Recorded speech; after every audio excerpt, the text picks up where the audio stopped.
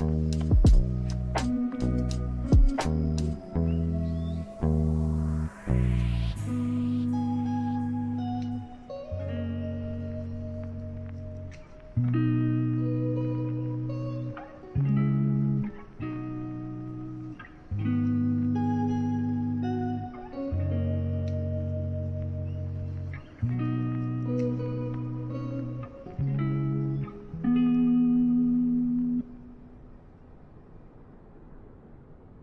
of intros.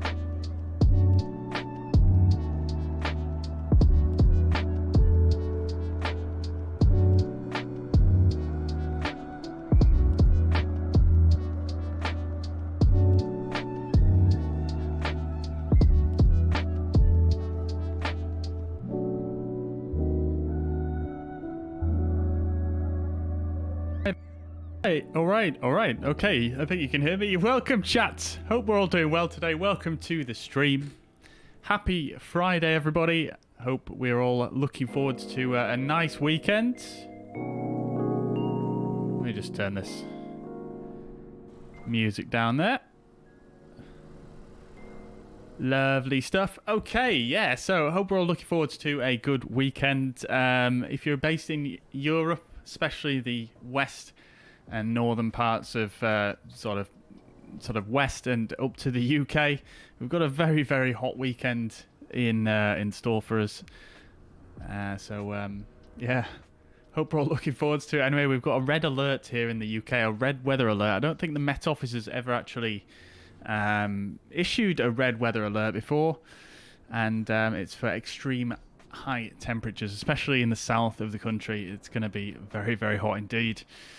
So yeah, I hope we're all doing well anyway. Welcome to the stream. Today we're going to be flying from Helsinki to Helsinki Vantaa, and then we're going to be flying over to Vaasa in Finland. This is a domestic flight, a real-world domestic flight flown by Finnair. It's actually currently flown in ATR aircraft, I believe, but in the past, I believe it has been flown in an A320. So that's what we're going to be doing today. It should be a pretty nice flight, actually. The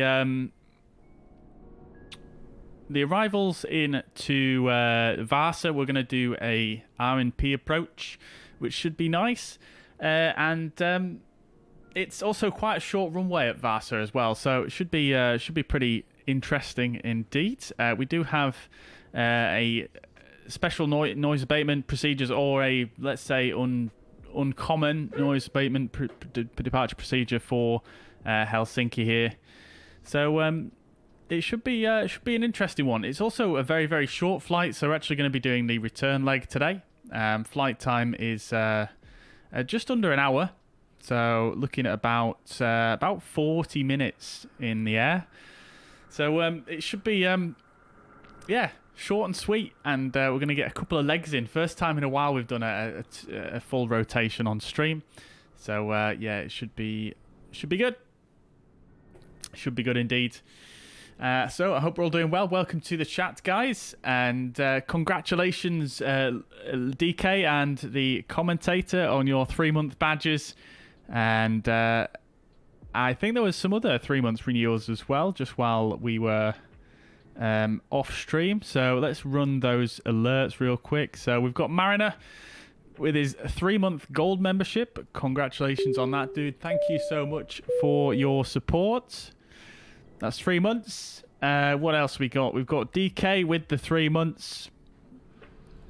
Thank you very much, DK, for your support and renewing your silver membership. Much appreciated. Very, very kind. Very, very kind.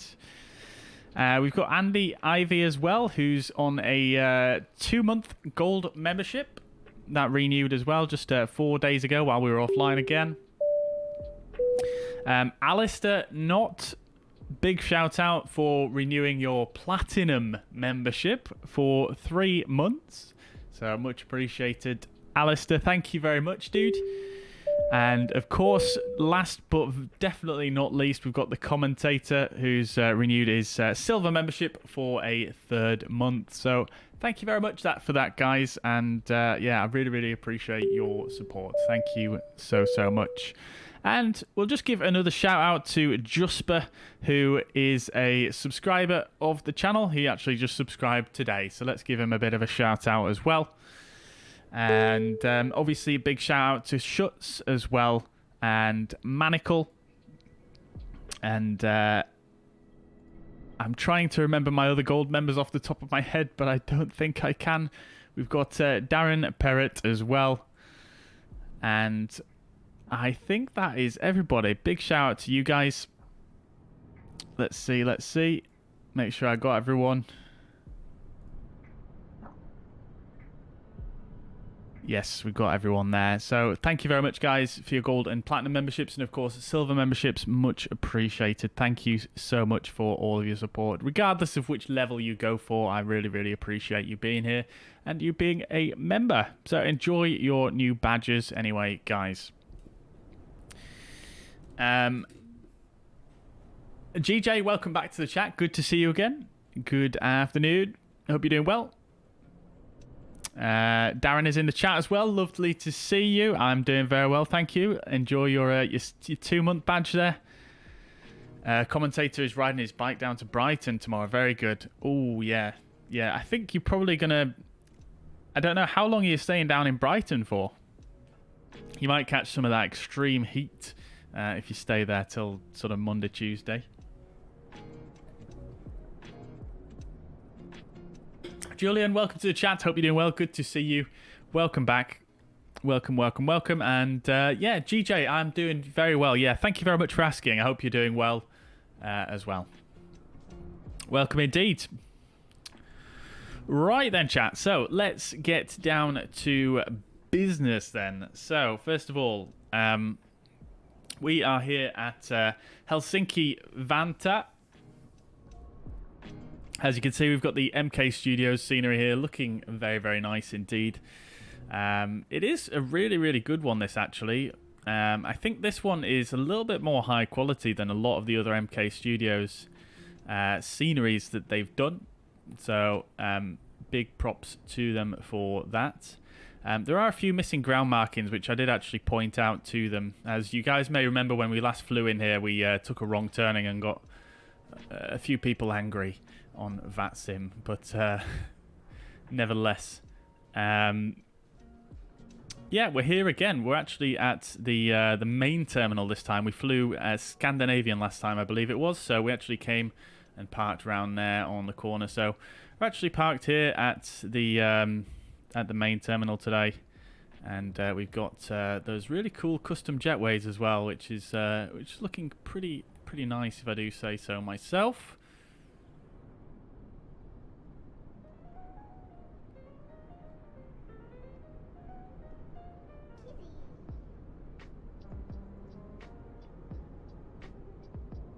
playing around with the camera here.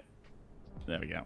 Right. Okay, so before we go any further, chat, let's go ahead and review our OFP, and then we can jump into the aircraft and start getting things plugged in.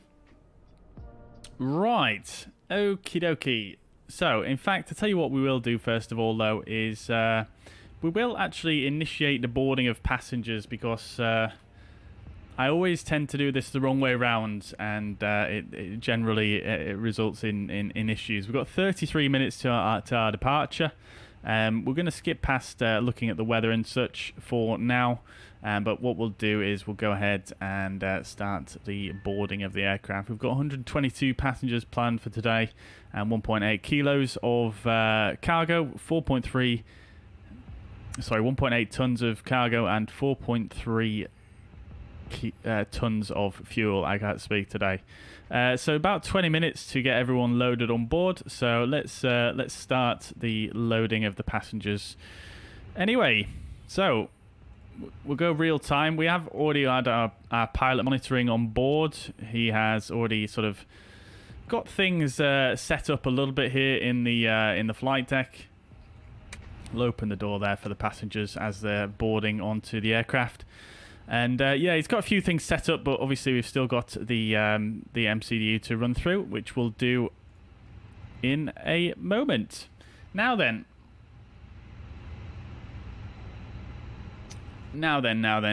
let's go ahead and have a look at the OFP.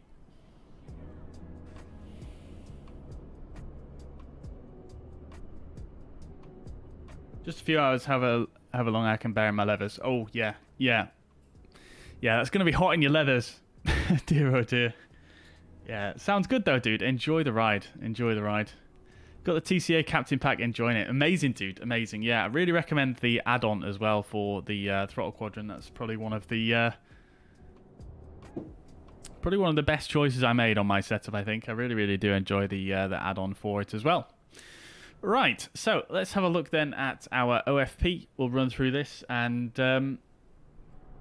yeah, and then we'll jump in and do the rest. So, first of all, we've got our flight number, Alpha Yankee 321, which is Finnair 321. 15th of July, 2022, and we're going from Vantaa to Vaasa. We're in a Type A 320, and the registration, Oscar Hotel Lima X-Ray Mike. This was released at 15:32 Zulu, so about 25 minutes ago on the 15th of July. ATC call sign is going to be Finnair 321.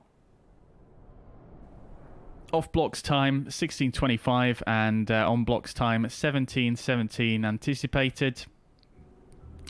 Cost index is going to be 5 today, and the distance over the ground 230 nautical miles. Takeoff weight 59.9, landing weight 58.1, and zero fuel weight 55.6 tons. Alternate is this airport here, which I have no idea what that is. It looks like somewhere in Sweden, but I'm not sure which airport that is. We'll find out when we get down to the weather section. Nice little surprise for us. We do have a slight tailwind for the flight as well, only 9 knots though. Cruising flight level today is going to be flight level 340, and the block fuel we're going to require is 4,324 kilograms, as we already went through there. Going further down on our routing, we're looking to depart 22 right here at Helsinki on the Nepek 3 November departure, arriving into Vaasa on the Gubtu 4 Delta arrival, and looking for runway 16 there. 122 passengers on board, as we said, 2 kilos of cargo. So kind of a mid-weight today. I know we've had a couple of flights recently where we've been fully loaded up to the brim. So, having a look at the weather, nothing significant in place. And the METAR for Vantaa at 15:20 Zulu, so just over half an hour ago. We've got 10 knots of wind coming from 260, varying between 230 and 290. Visibility is over 10 kilometers. We've got showers in the vicinity. A few clouds at 2,500 and CBs. Scattered clouds at 3,600, temperature of 17, and a dew point 9 degrees. QNH 1002, and becoming scattered clouds at 3,000. The weather is due to change to a slightly less wind and a slight different cloud cover, but nothing to be concerned about. Weather at Vaasa, 1520 Zulu, so again, same time. We've got winds at 8 knots, coming from 220. So we should be good for runway 16 there, varying between 200 and 260 degrees. Visibility over 10 kilometers, showers in the vicinity. Very, very similar weather situation as we've got here at Vantaa. It isn't far away, so that's fairly expected. We do have CBs in the area for both airports, so something to keep an eye out for. And then our alternates, Umeå in Sweden. That will be what Echo Sierra November uniform is. Right, so wind, well, actually the weather looks basically about the same as it is here, so we're not going to run through that in too much detail. So that is the OFP. I wish there was a way to go all the way back to the top really easily with SimToolkitPro, but there isn't. Right, so charts and maps, let's have a quick look. Here's the routing overall, just over to the northwest, and then a left turn down into Vaasa. Alternate is very, very close, actually. Not sure about the selection there. Potentially would be better to choose something a bit further away, but nevertheless, SimBrief does what it does. We are currently in an area of significant weather, according to this chart. Interesting that it didn't show up on the SIGMETs or anything like that, but as you can see, we do have a little area here, and I'm assuming this goes off the chart somewhere like this, probably. Who knows? You can't really see the rest, but we just need to know that we are in an area which is going to be affected by some weather here. So you can see we've got this chart goes down to flight level 100, so below flight level 100 and up to flight level 190, we've got moderate icing. Sorry, is that... I forget if that was... I can't quite see whether there's two lines going down or going up. I think that is actually severe icing, potentially, up to flight level 190. And then we've got moderate turbulence as well between below flight levels 100 and up to flight levels 230. So might just need to keep the seatbelt signs on a little bit longer there. And obviously, if we're flying through any moisture, to have the anti-ice on before we actually enter the clouds. So that is that. Nothing present above flight level 250, however. And then we've got our wind picture. You can see that we've not really got a prevailing wind here. We more or less look like we're in sort of right in the center of a weather system. I'm not a meteorologist though, but you can see the wind is kind of going around in a sort of a circle here.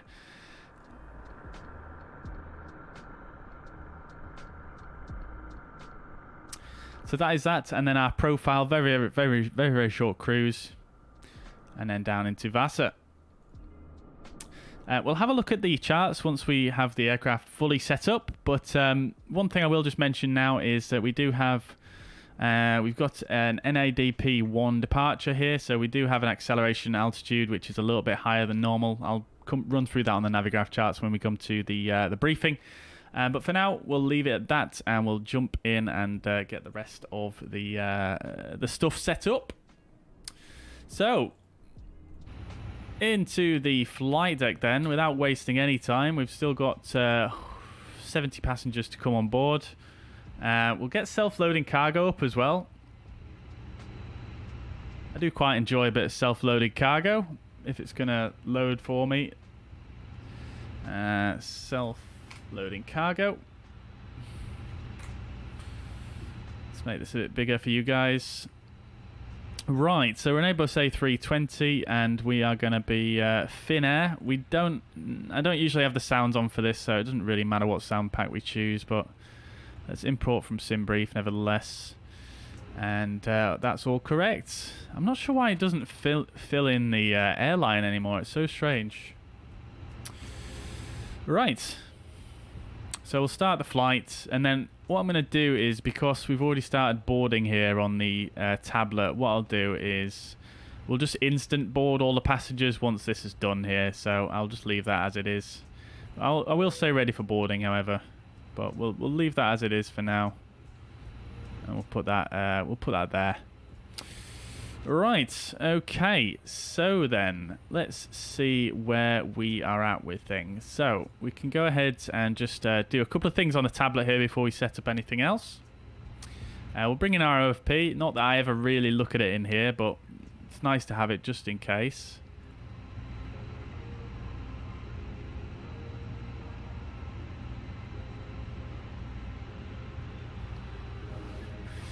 And then for charts, I'm going to just bring up the 10-9 in here for reference, and then we'll put in our departure procedure, which is the NEPEC 3 November departure.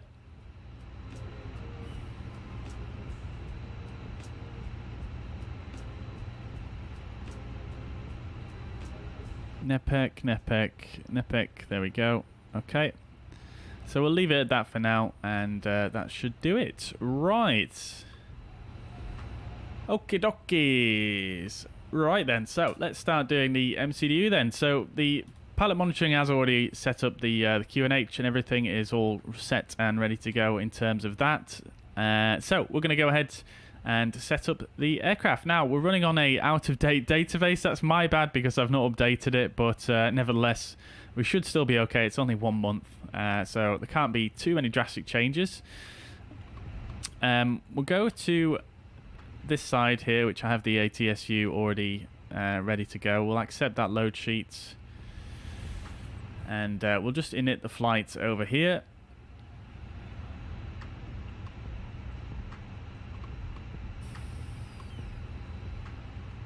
That's done, and then we'll bring it in over here. It sounds like we've got another aircraft in the vicinity, I can hear.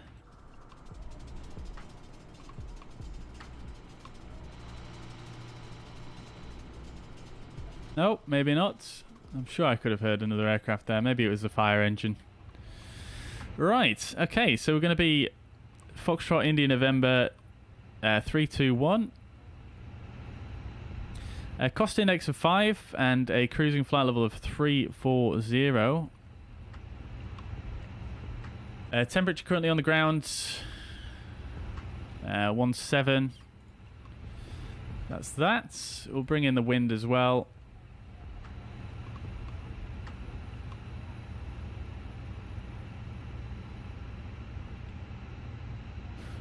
Okay, that's all in there. So flight plan.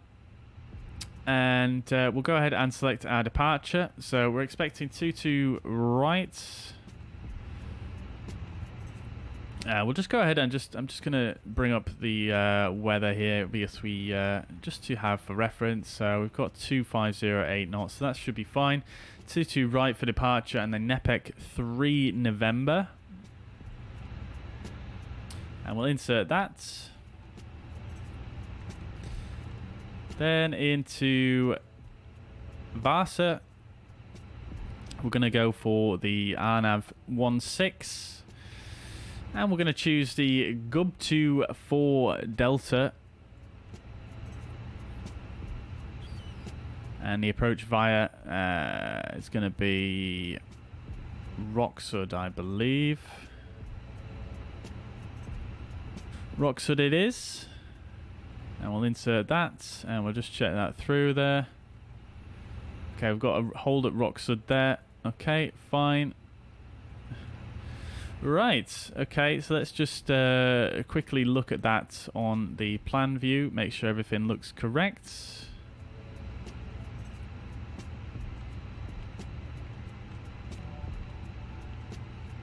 Yeah, that looks fine to me. Great stuff. Okie dokie. RadNav for the departure itself, again, we'll brief the departure, we'll brief the charts once we get underway.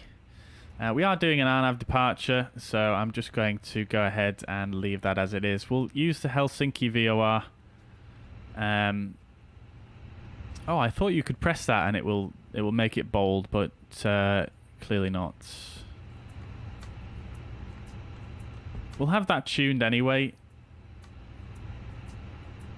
because we can use that for a DME for the right turn, but it is our nav departure, so we don't necessarily need to worry about that too much. Secondary flight plan, we'll copy the active, and what we'll do is we shall put in the engine out procedure, which you can actually get. I've struggled to find it on the Jeppesen charts for Navigraph, but if you guys go to a website here by Blackbox711, who is a YouTuber, who is a real A320 captain. He has this really great airport information section here, and on here you've got a lot of information that you can get off the charts, but the main thing that you can really look for on here that's more difficult to find on the Jeppesen charts is the noise abatement departure procedure information, and then you've got the engine failure departure procedures. So we're going to depart runway 22 right. Acceleration is going to be at 1700 feet, and we're going to go track 218 to 20 miles and hold.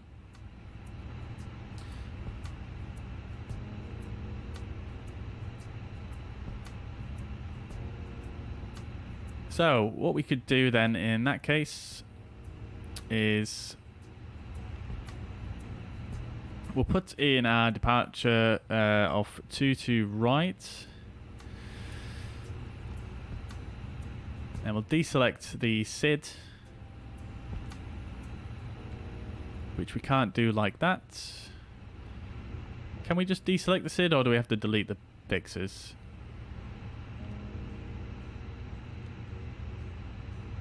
Okay. In that case, what we do then is, I mean, you could do this a couple of ways. I have seen Blackbox put in just a fix info at 20 miles on track 218 from the runway. But what we could do is we could try do a pilot waypoint. So place bearing distance. So if we go I'm not sure if this is going to work putting it in this way, but we'll give it a try. So we'll put EFHK 22 right, bearing of 218 and a distance of 20 miles. And then we'll put it in here. Okay, that has worked. Great stuff. But it's put it in the wrong place.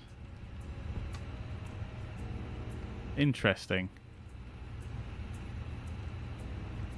It's got rid of... It's just put present position. Let's just do that again. Oh, maybe it's because I'm putting 22 right as the waypoint. That might be it.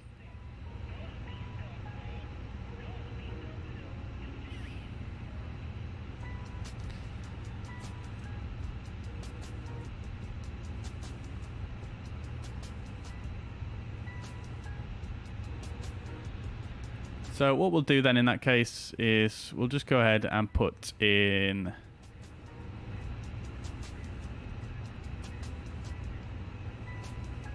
we'll just put in a fix in here. So we'll go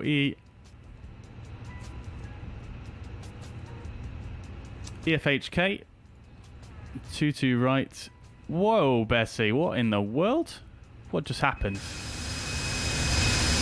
Oh, nice.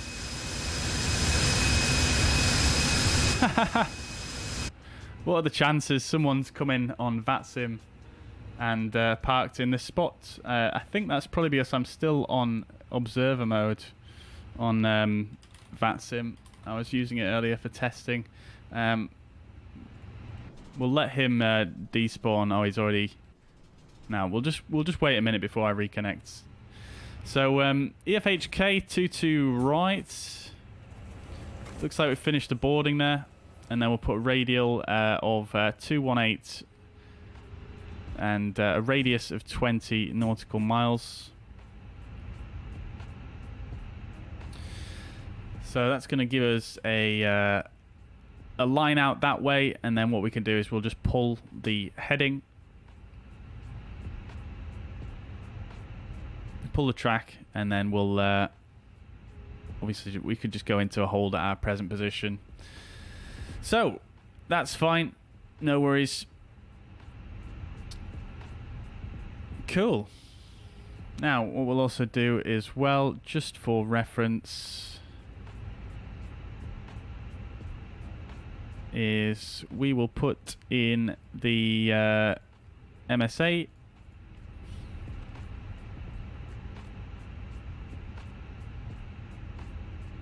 So 2,200 based on the ARP VOR. There it is. Great stuff.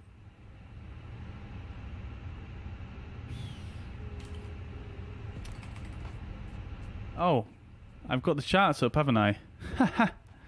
My apologies, guys. I've been doing stuff on the MCDU and you've not been able to see it. And I was just going to check the MSA distance because I always forget whether it's 25 miles or 20 miles.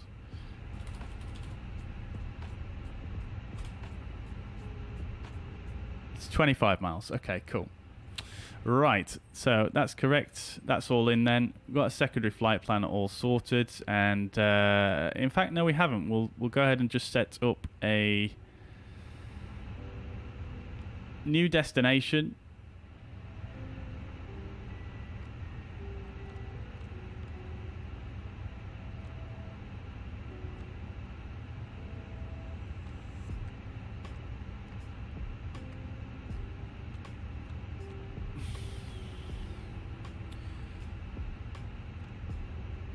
Oh, okay. So that's done that for us now. Right. Let me just try something real quick because I want to just... I'm sure there is a way where you can just click on a fix and just put new destination. There you go. So EFHK. There we go. And then that keeps the rest of the flight plan then, which could be useful. And then arrival. Again, we'll put in our departure, ILS22 right, and no star. Right, okay, so that's that done. Okie dokies. Right, so secondary flight plan is done. We'll go do init B now. Let's just go.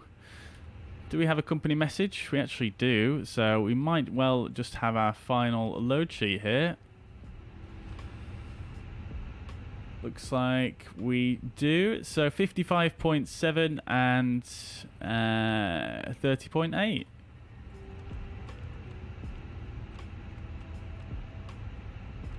Block fuel is 4.3 tons. And the fueling is now complete. So we'll go ahead and turn the seatbelt signs on. We'll get the fuel pumps on now as well, as the passengers are on board and the APU can come on as well.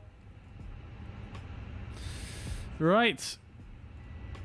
Wind component is going to be 9 knots on the positive. Oh. It's dashed out.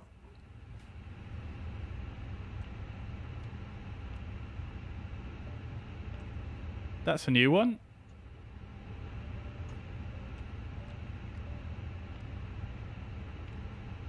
Okay, I guess I can't put anything in the trip wind this time. Not sure why that is, actually. Right, fine. 10 minutes to departure.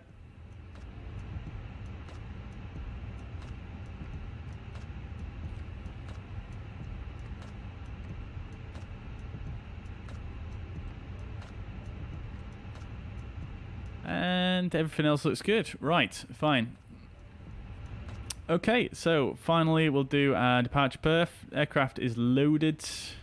And what we'll do just very quickly is, so that we've got self-loaded cargo synced up properly here, we'll just go ahead and just instant board all the passengers there. And we'll close the doors.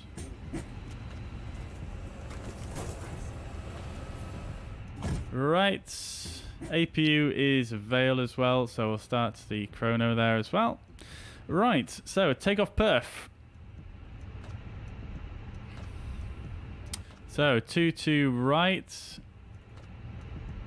Runway surface is dry. We'll sync the load sheet. We're going to have packs on, and Everything else we can leave as it is. We'll sync the weather as well.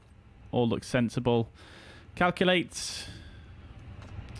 What I think I might do as well, because it's quite a big airport, this one. Let's see if we can take an intersection as well for the departure, just to speed up the taxi procedure.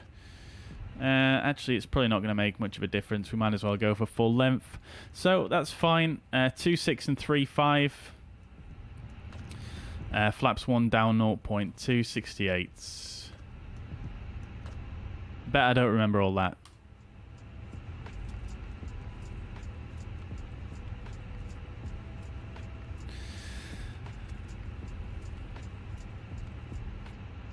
Yeah, I've already forgotten.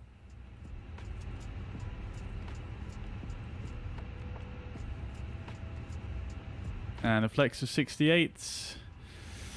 And let's see. So engine out acceleration is 1700 feet.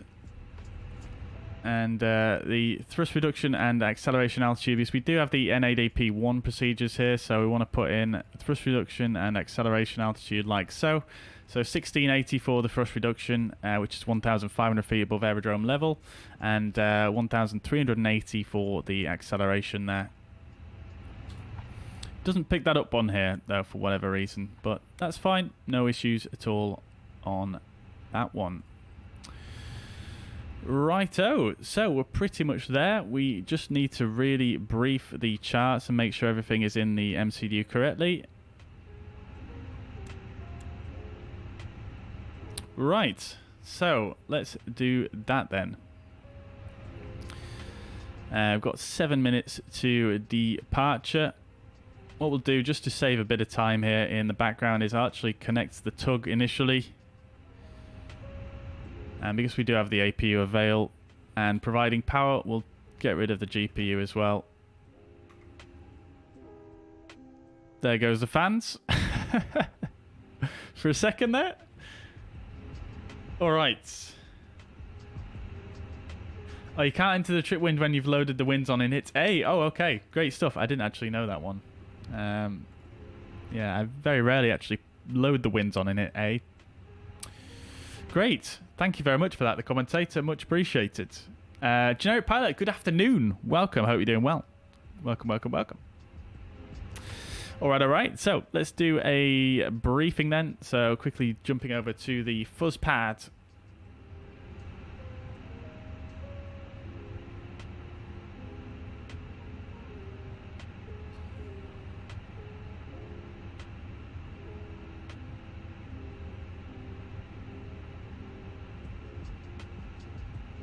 Just going to test this one more time.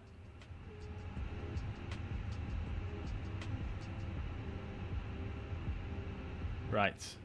Okie dokie. Cool. Right then, so we are currently here at Helsinki, Finland, Vantaa. This is a 10-9 and airport elevation 180 feet. So let's have a look. Low visibility procedure is not applicable for us today. And we're currently here at the... I don't actually know which... we're apron 1 November. And this is more or less... I think this is the main terminal. It doesn't actually have the terminal labelled here, but nevertheless, there we are. So let's have a quick look a bit closer. We're at stand 28 here. So we'll push back facing to the north. We'll push back facing to the north, and then we're going to taxi Alpha Charlie. We don't have a controller on currently, so we're just going to taxi our discretion. So from stand 28, we'll taxi Alpha Charlie and then take a left onto Alpha Delta. Coming up to the holding point for runway 22 left, which will take us up to here. Zulu Delta, and then we'll cross runway 22 left, Zulu Delta, Papa Delta, and then down Delta. We'll follow that down there. And we might as well just follow it all the way around. We don't need to go into the de-icing facility. We'll follow Delta all the way around through to Whiskey Delta, and then runway 22 right for departure. Then having a look at the departure itself, this is the 10-3 Delta charts. This is The NEPEC 3 November RNAV departure for runway 22 right. This is an RNAV SID. Transition altitude is 5,000 feet, and RNAV is required. Maintain tower frequency is not relevant for us in this instance, and neither is this. After takeoff, climb as rapidly as possible to at least 2,180 feet. So what we might do, well, now that we're going to do that anyway because we've put in our thrust reduction acceleration, which is a bit higher. So that's fine. SID to minimum noise routings and instructions containing deviations from SID may be included in the ATC clearance, which is also not relevant for us. So the actual departure itself, we are departing off 22 right. So we're going to fly runway heading to 2.5 miles from the Helsinki VOR here, and 680 feet or above. And then we're going to take a right turn, 284 degrees, and then intercept Hotel Kilo 461. Take the track 290 for 5.5 miles out to Hotel Kilo 934, max 250 knots up to that point, and then we're going to take a slight bearing left, 2341 track, and then we're going to come out to NEPEC, which is a 23.2 mile leg. Initial climb clearance of 4,000 feet. And again, A to Z is not online, so we can ignore the rest of that note there. So quite a simple departure. Let's just make sure everything is in the box properly, and then I think we are about ready for departure. We might be a couple of minutes late here, actually. So let's go ahead and do that. Right. Hopefully this doesn't crash my sim. Thank God it hasn't. Right, we can get the APU bleed on now as well. Cool. Okay, so flight plan. We basically just need to make sure we've got that speed restriction in at Hotel Kilo 934, which we do. So that is that. That's all in correctly, and we are looking good. Great stuff. Okay, so let's go ahead then and do our checklists.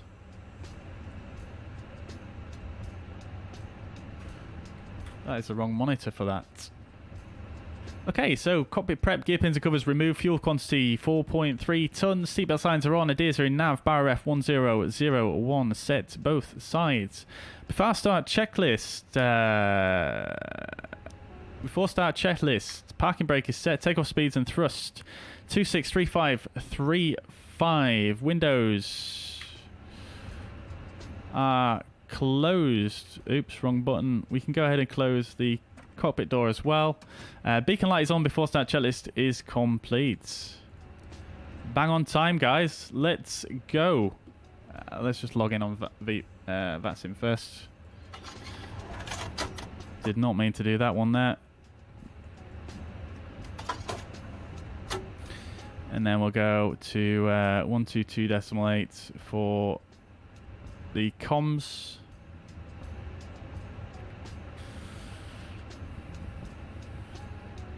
Vantaa traffic, Finnair 321, stand 28, pushing back, runway 22 right, Vantaa traffic. Okay, so tug is connected. Let's release the parking brake. And we'll start the pushback.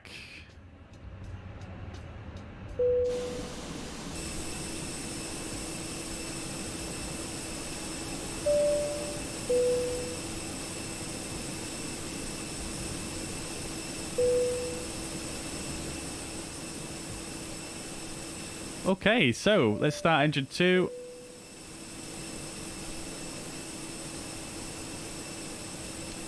Engine mode selected to ignition start and engine 2 start.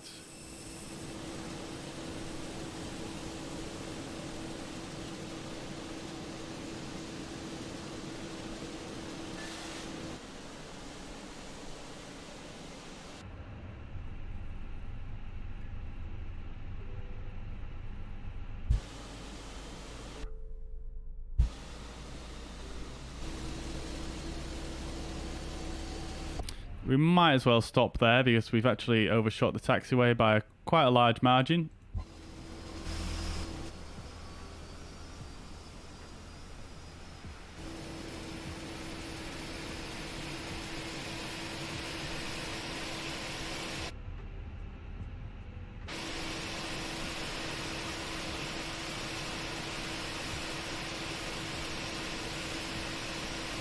Let's set the parking brake. We should have done that already. Look for the red light there. There it is. Lovely stuff.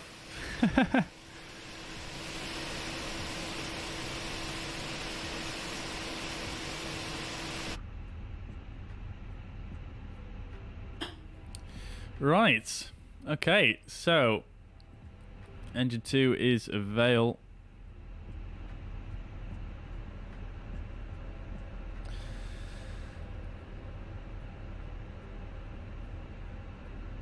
Let's go for engine 1 start.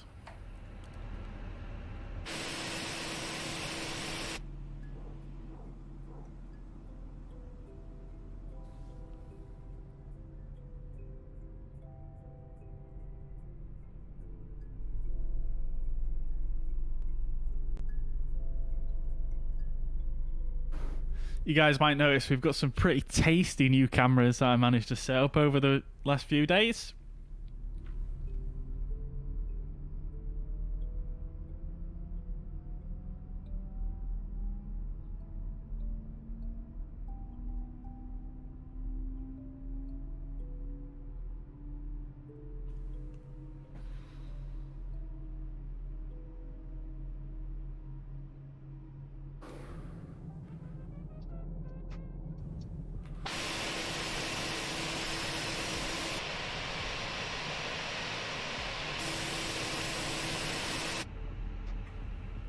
Right, engine 1 is avail.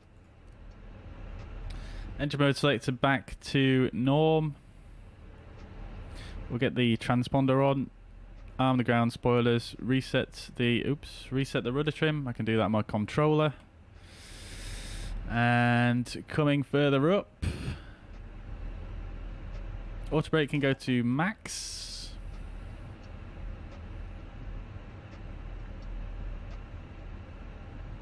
Initial cleared altitude I didn't put in yet. There it is. Then we'll go ahead and get the APU bleed off, APU master off. Everything else looks good. Let's go ahead and just check the temperatures in the back. All looking pretty nice. And we'll check the ECAM status. Right, okay. We'll also just set the trim as well, so down 0.2, which we're pretty much at anyway, so that should do it. And we'll have a look at the secondary as well. Sorry, not the secondary, the fuel prediction page, which is 29.6.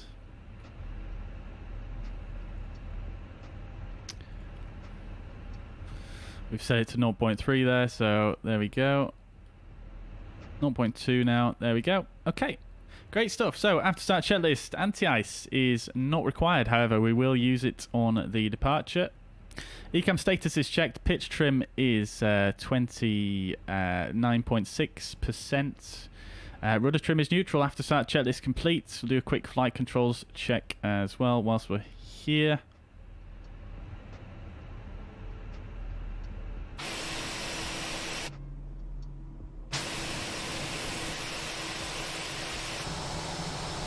Set the flaps to 1+F.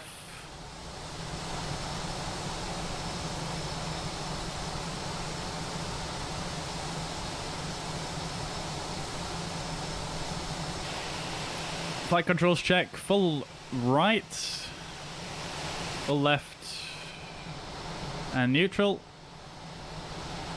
Full up on the elevator, full down, and back to neutral.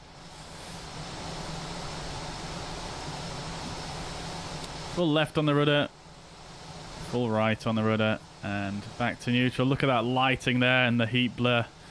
Love to see it. Alright then, chats. We are ready to rock and roll. We get the nose lights on and the runway turn-off lights on. Release the parking brake.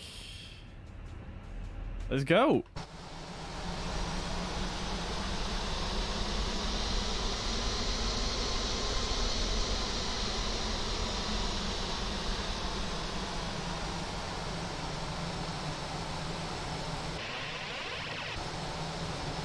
That camera didn't work until we're in the air.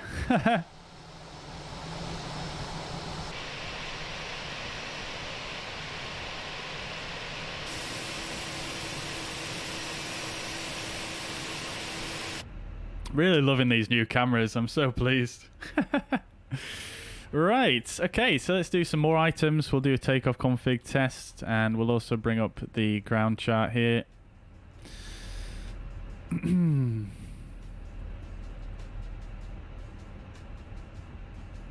So we're going to come all the way to the end here and take the last left, and then, oh no, sorry, we're going to take the first left, aren't we, and then follow that all the way down.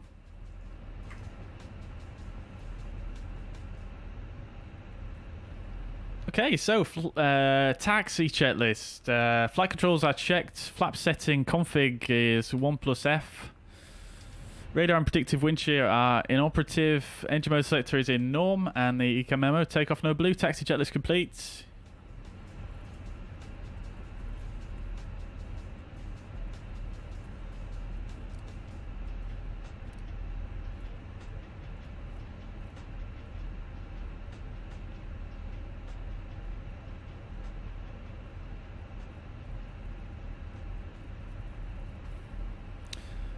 Is our turning.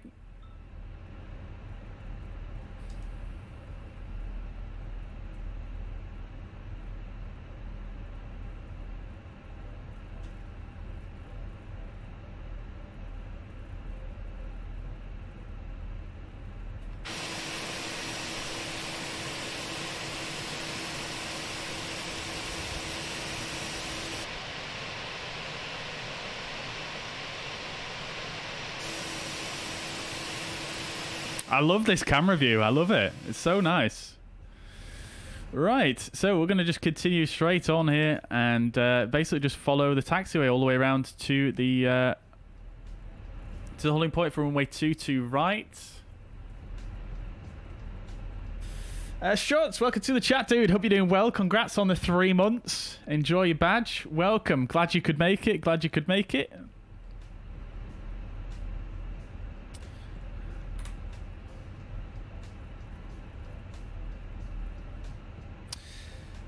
Let's check no one's on the approach here. They're not. Vanta traffic, Finnair 321 crossing runway 22 left at Zulu Delta. Vanta traffic. Alright, let's get the strobe lights on as we're crossing a runway here.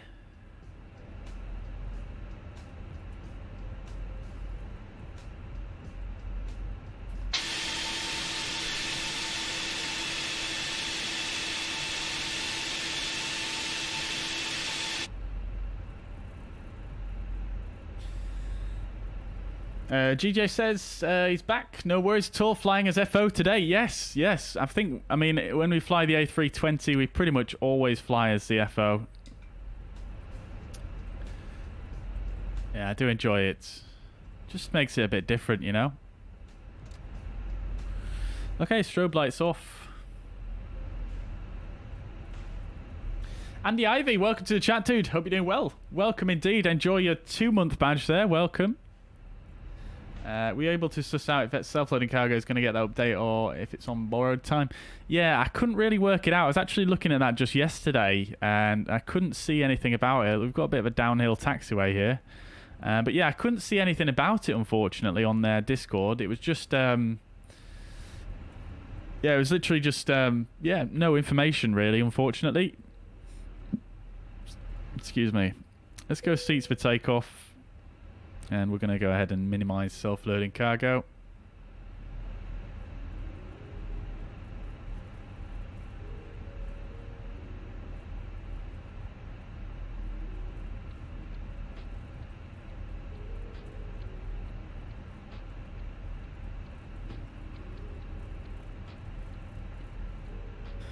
All right. So currently on Delta, we're just going to follow Delta all the way around, all the way to 22 right. As we briefed. Give it a little bit more power here.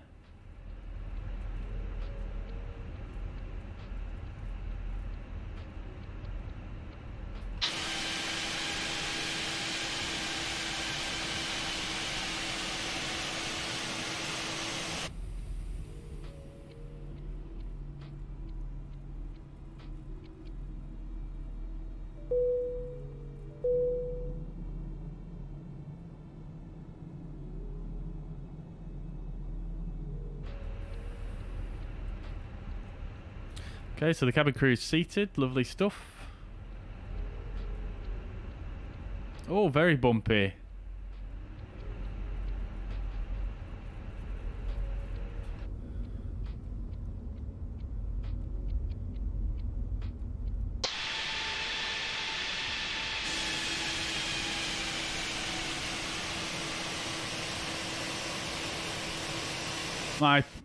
My poor taxiing from the outside view. Let's not do that. We are going a bit of speed here, so let's get on those brakes. Just slow us down. Quite a tight turn coming up. Right.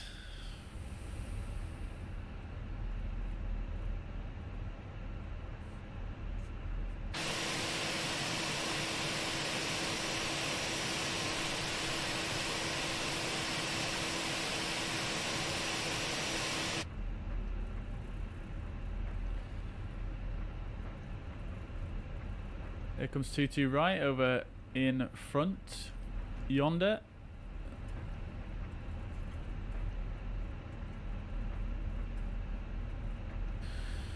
Okay. Get the TCAS to TARA.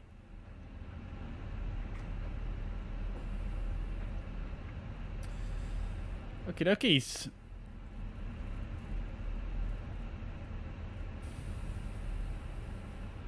Right, so lineup checklist.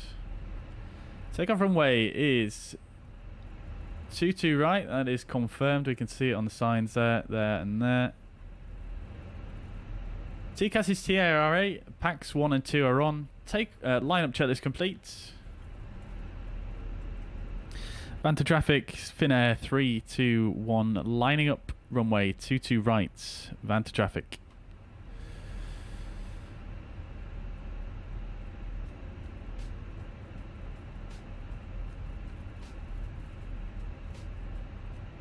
Right, here we are, chat. So let's go ahead and get out the departure charts here. That should do it. Check for any arrivals coming in. I can't see any. I'm looking in the wrong direction, that's why. Yeah, I can't see any coming in. We're looking good. And we'll just go for a rolling start here. Why not, chat? Why the heck not? Alright, so climb straight ahead right at 2.5 miles from Helsinki, and then 284 degrees, HK 461, then 290, HK 934, 250 knots up to that point, then another left turn to Nepek. That is a departure. If we have an engine failure, continue straight ahead to 20 miles and hold.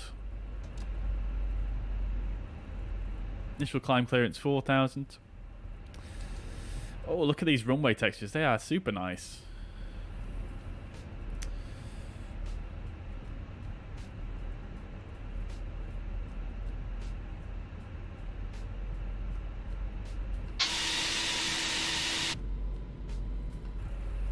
All right, so up to 50%.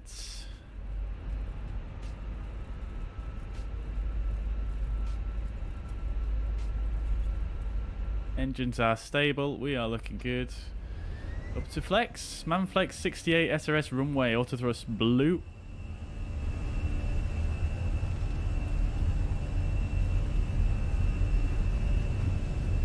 $100 knots. V1. Rotate.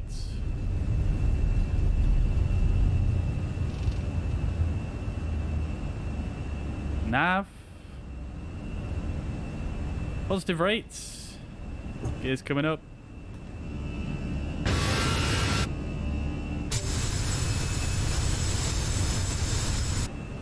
Oh, I've way overpitched that because of my new cameras. I'm so not used to that. I need to set a keybind on my joystick. Okay, lever climb. Thrust climb. Auto thrusts. Climb is blue.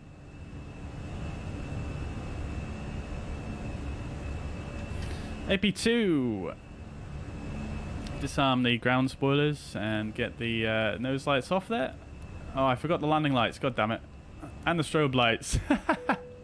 That's what I get for doing a rolling takeoff. There we go. Okay, speed, Alt Star.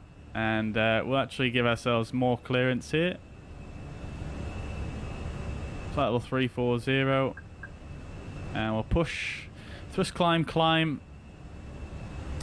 Past the S speed. Let's go flaps to 0.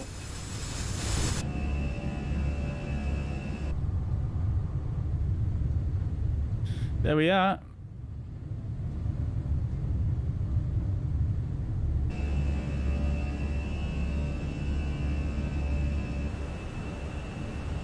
Okay, so we're accelerating to 250 knots now. We've cleared ourselves up to a flight level. Let's go ahead and set standard.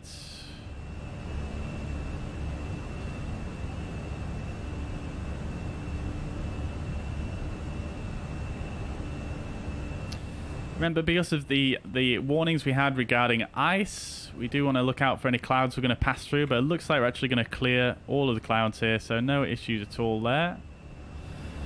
250 knots until this fix coming up.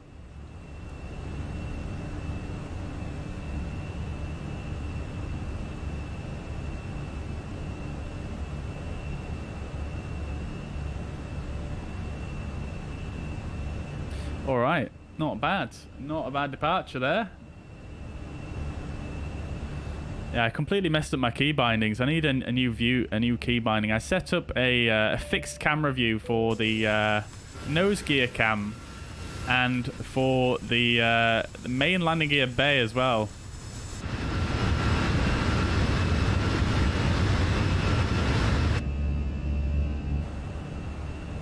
Right, okay, so coming through Hotel Kilo 934, just about to pass 10,000 at the same time, so we're going to accelerate out to our final cruising, sorry, our final climb speed momentarily. We'll come in here as well, RadNav, we'll clear out the Helsinki here as we don't need that anymore.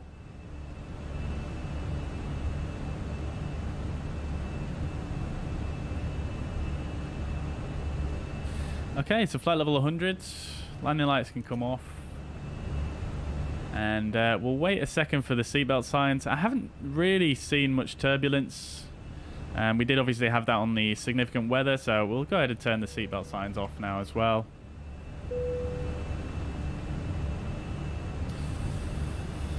Okay, great stuff.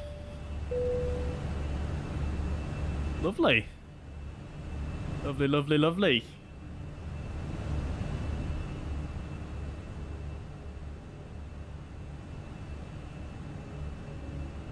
Let's check out some of these new camera views then. So if we come backwards, it's unfortunate you can't set keybinds for a lot of these. You can only set keybinds for 10. Here we go, this is one. Oh, lovely. I'm yet to actually test that out in flight. That looks nice, doesn't it? And then this one, nice little side profile view. And the thing I like about the fixed camera as well is that it kind of it's fixed onto the aircraft as opposed to the drone camera, which you can fix to a point but not actually onto the aircraft, if that makes sense. So you kind of get to see all the movements a little bit more pronounced. Now we've got this one, which is just beautiful. I absolutely love that one.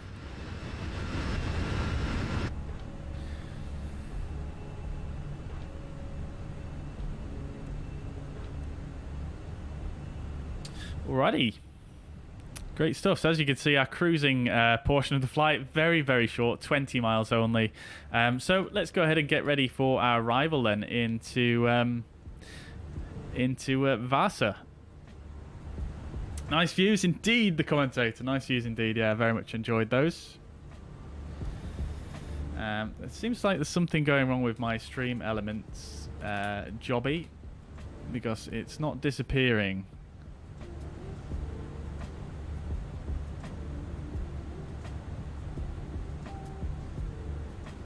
Let me just see if I can amend this real quick. That'll be why. There we go. I'll save that.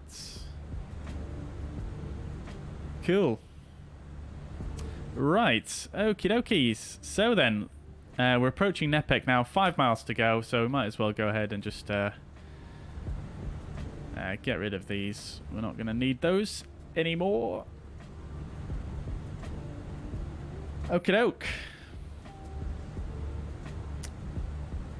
Right. So we'll set up for the arrival. So we'll quickly check the weather.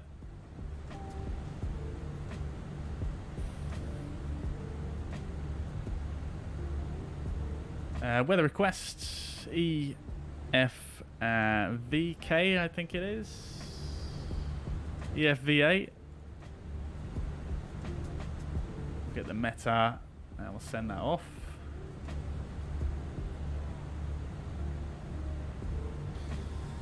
So we've got winds. This is the same meta we looked at before, I believe. So winds are 230 at 7 knots. So yeah, it's the same one. Right, okay, fine. So we'll go ahead and get things set up then. So initially, let's have a look at the charts and just make sure everything is okay. So bring up the fuzz pads. We'll show you guys as well. Manical, welcome to the chat, dude. Welcome indeed. Good to see you. Congrats on the 3-month badge. Hope you're doing well, mate. I am doing very good. Yeah, thank you very much for asking. I hope you are also. Welcome, welcome. All right, so let's have a look then at our arrival into Vaasa.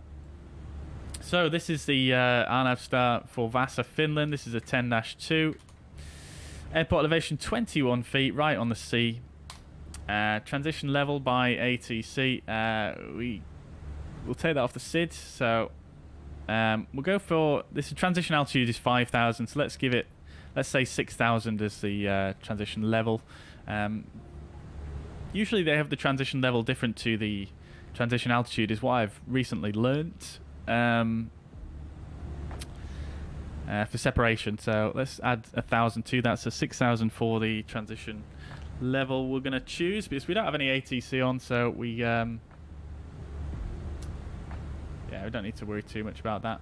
Although we do now have Helsinki Tower on, who have just logged on just as we were departing there, so never mind, that's unfortunate.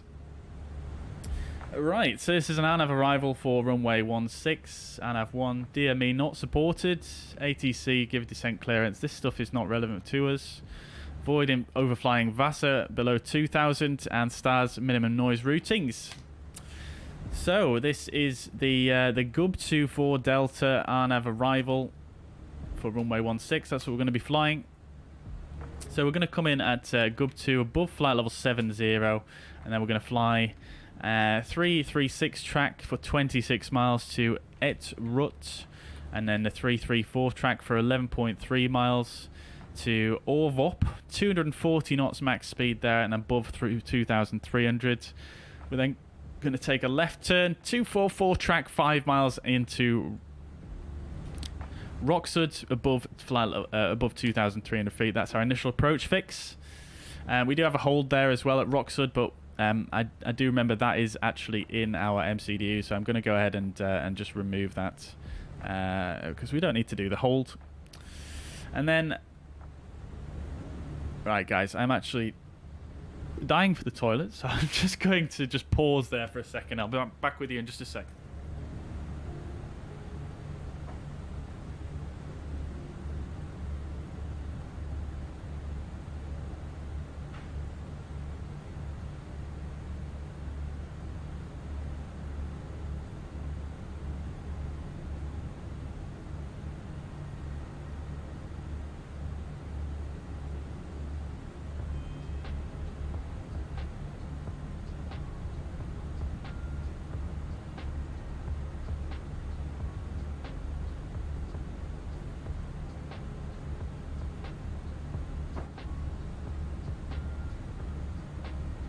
Right, okay, continuing on. So, this is the RMP for runway 16 to Vaasa, Finland. This is a 12-1 chart. So let's have a look. We've got the EGNOS channel here for the approach, but we don't need that.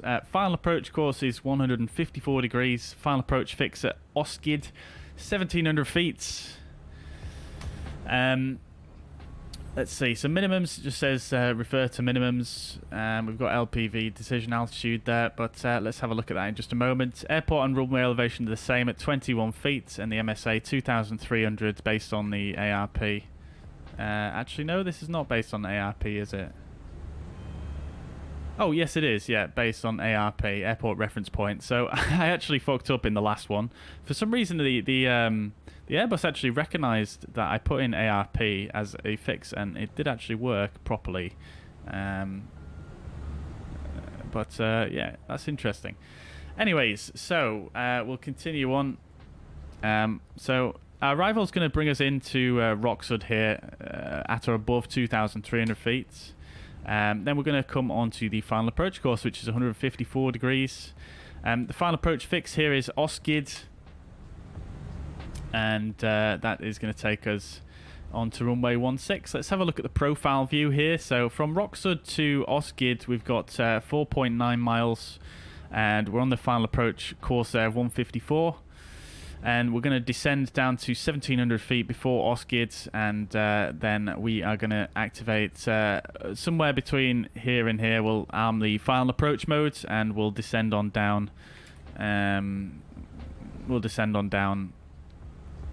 At 3 degrees on to the runway. We've got a note here for 2.5 miles to runway 16, which is going to be at 870 feet. LNAV only that's applicable for. However, we're going to use VNAV and LNAV, so not too relevant for us. Timing not authorized for defining the missed approach point. So let's have a look at our minimums then, because there were some notes about that. We're going to use the LNAV VNAV minimum because we have that capability. We're a Cat C aircraft, so we're going to use 341 feet, and that is that really. Not sure why this 2.5 is here, just for reference, I suppose, if you're not using VNAV. So that's that, and then the missed approach procedure is proceed from runway 16 to Totgu, climbing to 2,300 feet. Pretty straightforward. So basically, straightforward Totgu and hold for the missed approach procedure. Right.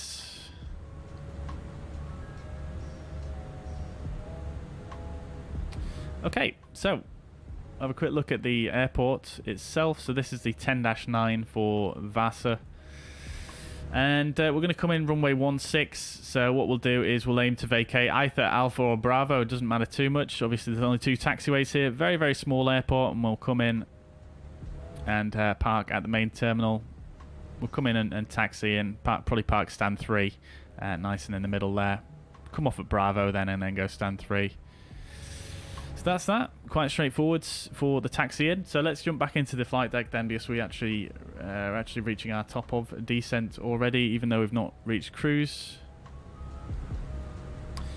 Alt cruise, we've got decelerate message, which means we're past the top of descent as well. So we'll come here and just set we'll set 10,000 for now, and we'll push thrust idle des. Engines are coming back. Oh, look at that. Yes.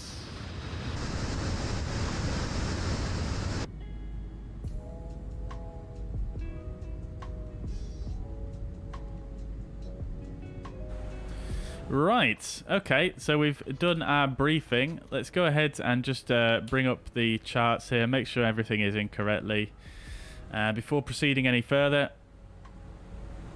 So GUB2, we're going to be at flight level 135, no issues there. Let's make sure the restriction is actually in. It is indeed.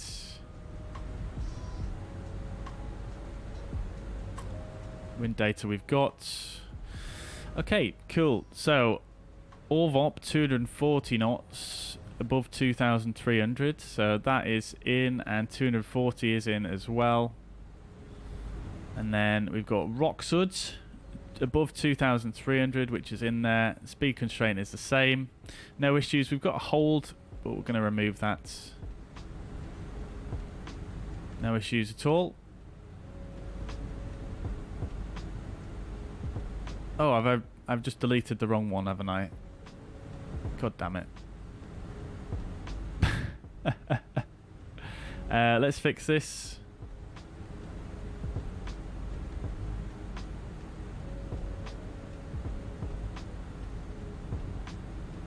Let's see.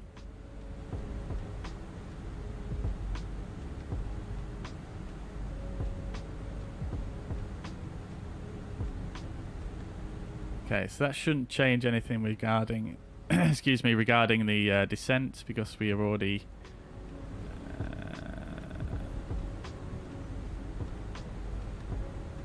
Right. Okay, that's fine.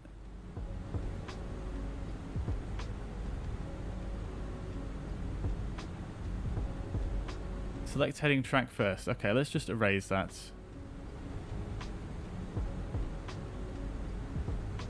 Why have I got a disco now? Orvop, Roxuds. Okay, that's fine. We'll just put it in manually. Roxuds.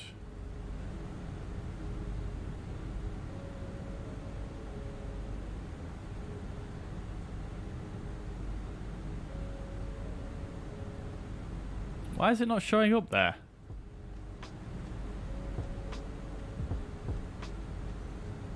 What in the world?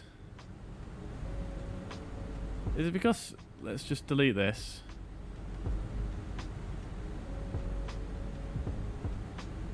Right.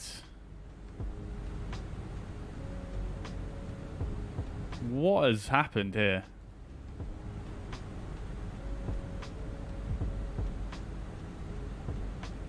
Gub to Etrut Orvop. There we go. Roxud.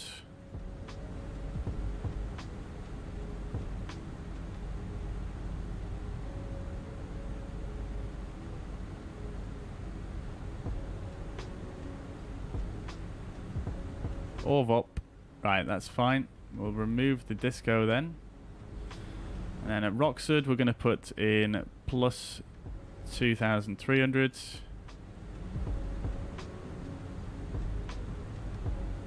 I'll insert that. Right, cool, fine.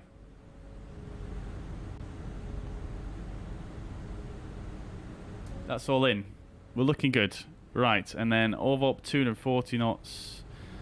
Roxud 2,300. Okay, so that's fine. And then we want to be Oxid 1,700. That's already in as well. Right, cool. Okay, so that's that. NSA, based on the airport reference point, so EFVA, put in 25. 25, wrong box. There we go. Cool.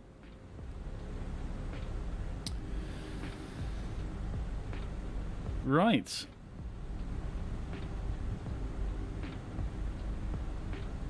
So perf, let's just check how we're actually doing first of all. We're on the vertical profile, so not too much to worry about there. So let's get the weather information in then. So QNH is 909 at 8. Temperature is 15 degrees. Quite close to the dew point though, 15 degrees and 13 degrees dew point. So potential for low visibility. Winds are 230 at 7 knots. They are varying. We'll put in flight level 60 for the transition level. And could we do a config 3 landing potentially today? We might be able to. Actually, no, we're not going to, because it's quite a short runway here, isn't it? 341 is the minima. And this all looks sensible. We could also just check the airport data as well.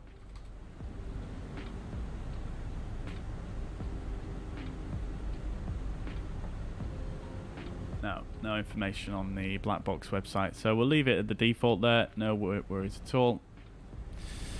Okay, cool. So we're looking good on that front. Let's get rid of this. We'll get our charts sorted. It's quite hefty amount of work going in here because of the short flight time. So Gub to 4 Delta. We want, which is not on the departure sections, of course. Gub to 4 Delta, and then the approach is the RMP 16. And then I don't think we really need the ground chart, do we, chat? Because it's pretty straightforward. Okay, great stuff. So we'll leave that there for now. We'll come to our arrival performance. And let's have a look. So we're going to go runway 16. Runway is dry. We'll apply the meta. We've got light showers of rain, so I suppose we could just downgrade this just for a bit of redundancy. Landing weight 58.5 currently. I'm going to have 2.6 on board, so 58, let's say 58.3.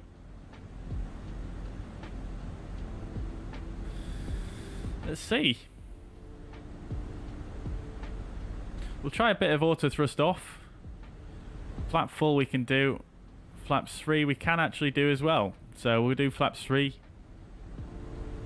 Why in the heck not? No reason not to.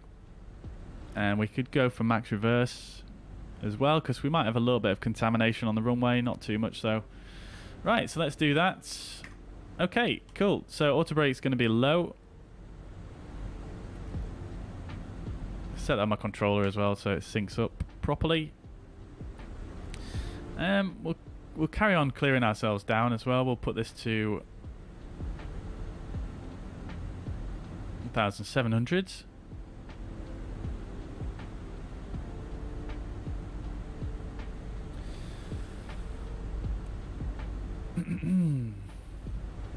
Right, I don't think there's too much else we can really do at this stage.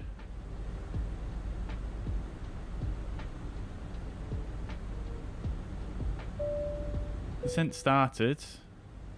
I wonder if that's why I was unable to say seats for landing in the past few times we've used this.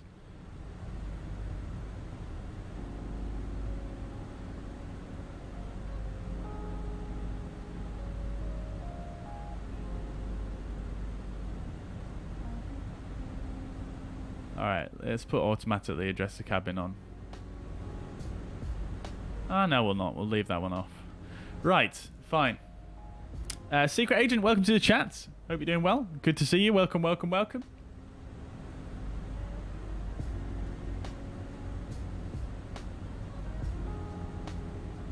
Right.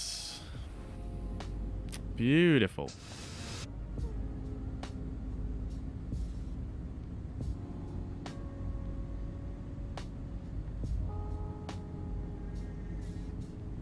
Yeah, so chat, what I did was I actually set up a new camera view on the fixed camera for the nose cam. And then for the main landing gear bay as well. Which is kind of nice. Advantage of using the fixed cameras is because you get to hear the exterior sounds then. If you just use the custom camera, then you don't get to hear those, which is a bit sad.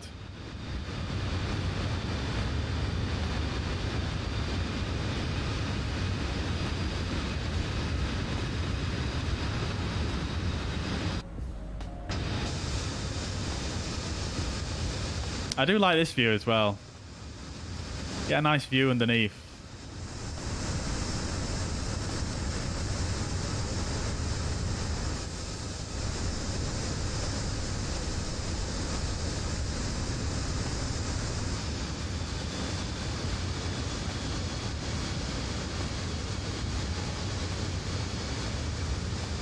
Beautiful.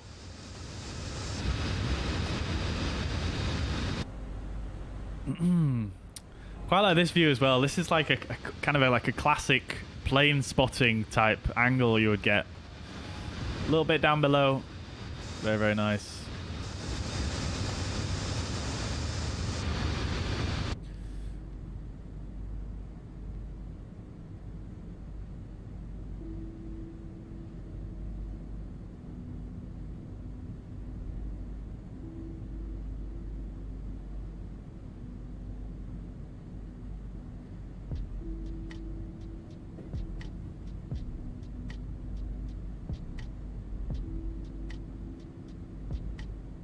90% satisfied, guys, and I haven't even served any food. What is going on? What is going on? Right, let's see what cameras I've got set up in here. Got these a little bit inside the window. I do like these ones inside the window, but I think the only issue with these ones is though that you kind of like, if you compare this to this, for example, it just looks nicer, doesn't it? Because in real life you'd be able to press up right against the window here, and for some reason in the sim you kind of can't really get all the way up to the glass, can you?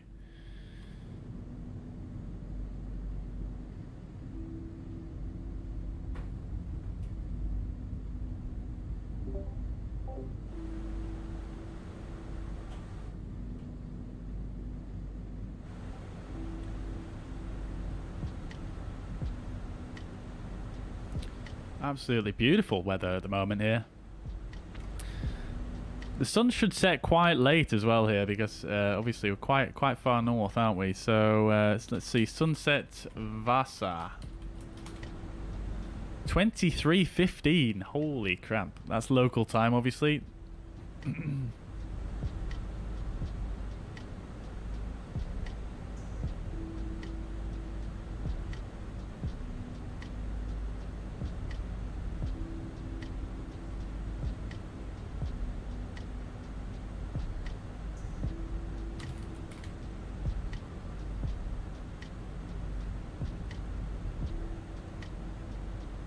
And they are 3 hours ahead of Zulu time.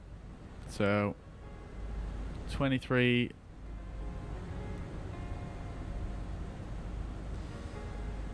So we've got, yeah, it's not going to get dark on this flight, basically. Great stuff. All right, we've got a company message. Let's have a look.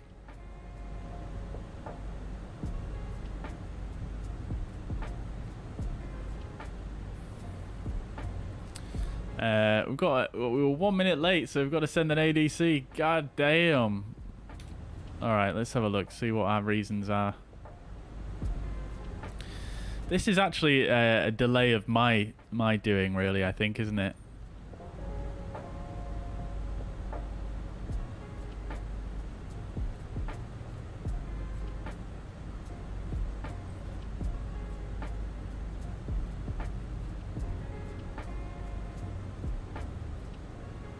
Yeah, there's not really anything that I can put for just pilot incompetence, pilot being slow. We'll put other.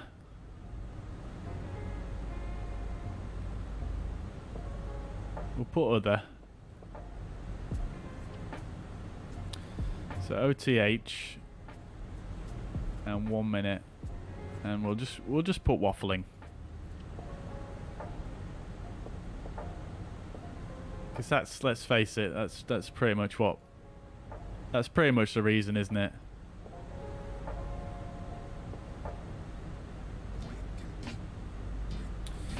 Right. We're going to put in the distance to the runway here as well, because obviously it's an RNAV approach. There is a oh no, there isn't actually an intermediate fix in between the final approach points. We do have the -3 degrees there as well, which is good and correct. Obviously, we need to make sure we do get the correct QNH as well once we're on this arrival. So we'll try use the in-sim ATC to get the ATIS.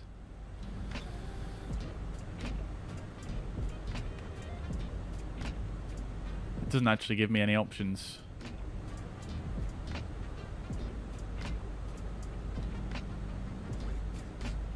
And it won't give me the ATIS either. Interesting. Is that because I need to just go like this? There we are.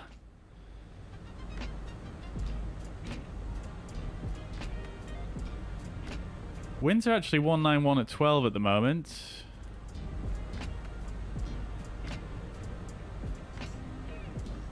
Temperature is 14. And the QNH, of course, is in the wrong format. 2947.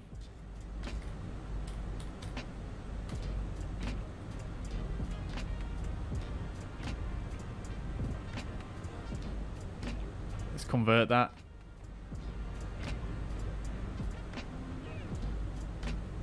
What was it? 29 and 47 is 9 and 9 is 7. Very important for an RNAV approach. Right, we've passed through 10,000 feet now. We are passing through some clouds. Let's get the engine anti-ice on. We'll get the landing lights on as well. And the nose lights. Seatbelt signs can come on as well.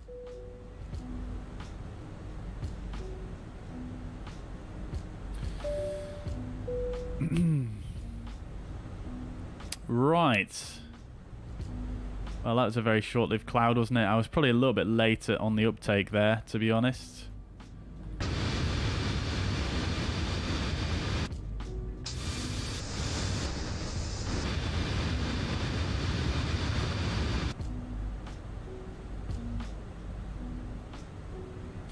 Nevertheless, we're looking good. Let's zoom the map in a bit here. And let's see. So we do have an altitude speed constraint here of 240 knots, but I think I'm going to go ahead and activate the approach phase already, so we can start slowing down. We are doing a config 3, aren't we? So we'll do config 3, landing flap 3. Let me just check that's actually what I calculated. I can't actually remember now. Yeah, we did. Okay, that's cool. Right, we're slowing down. We're looking good. We're coming through the transition level now. So we'll go to local altimeter. 9 and 9 is 7. Let's just double check that matches with the sim with Z. 9 and 9 are 8 in the sim. Hey, I just got the 80s directly from the sim. That's so strange.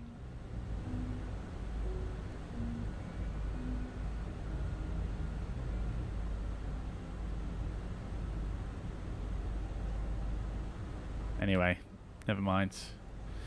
Vaasa traffic, Finnair 321 is on approach for runway 16. 18 track miles to run Vaasa traffic.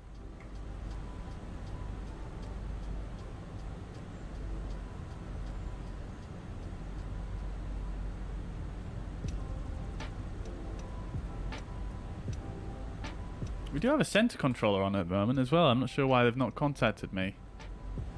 Unless they don't cover this area. Ah, no, they don't. Okay, never mind. Right, we are coming in. We're looking good. We're on the profile. We've got another company message which we'll take a quick look at very, very quickly here. ADC received. Okay, so approach checklist. We did come through the transition level. So bar F set 9 and 9 at 8, set both sides. Seatbelt signs are on. Minimum is 341 set. Auto brake is low. Engine mode selector is in norm. Approach checklist complete. Right. Okay, let's do this then, chat. So I'll turn the music down. We'll turn the sim up.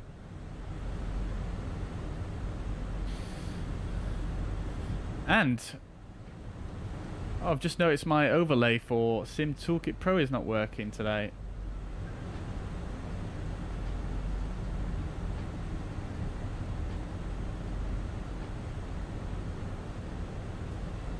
Interesting. Well, no time for that now. Let's go to flaps 1. Speed is checked. Flaps set to 1.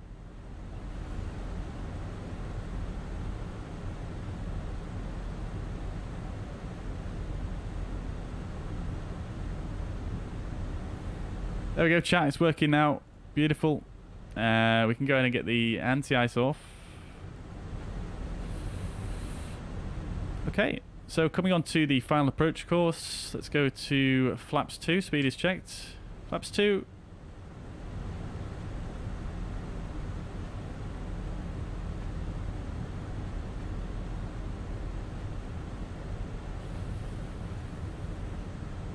One on final approach mode just as we come around the corner here when we go to wings level. 9.2 miles to go.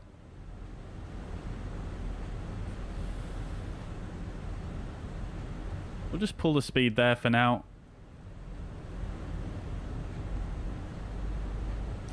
Cloud Viper, welcome. Welcome, welcome, welcome.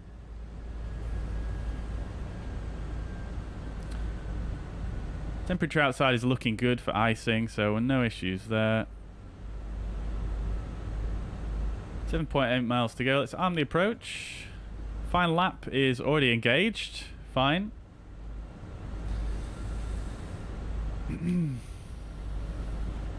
Right, so let's go back to manage speed now. We'll take the gear down.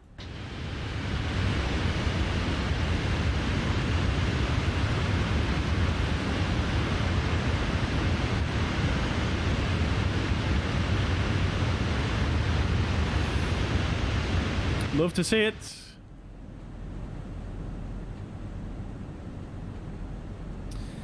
Okie dokie.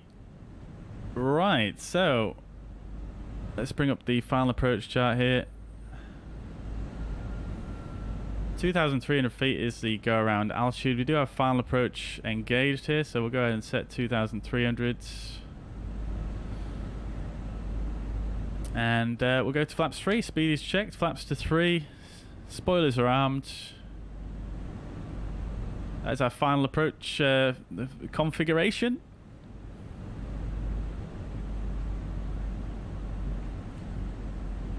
I would say we'll check with the tower, the QNH, but we'll have to convert it, so I'll just press Z on my keyboard to make sure it's correct. We'll assume we're ringing the...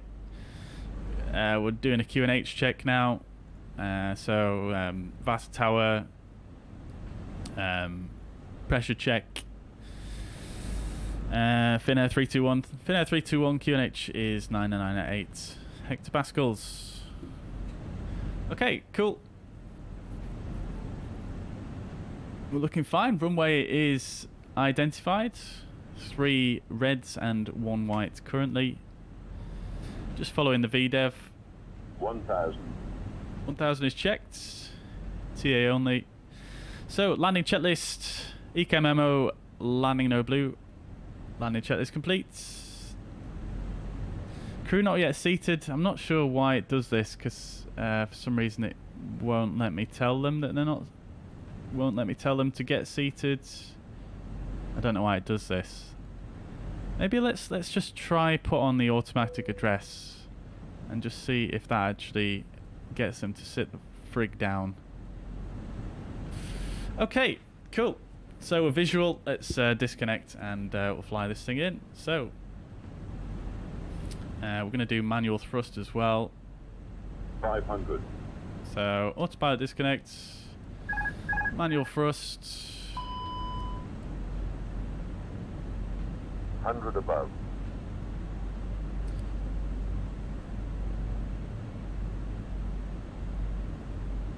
Minimum. Continue.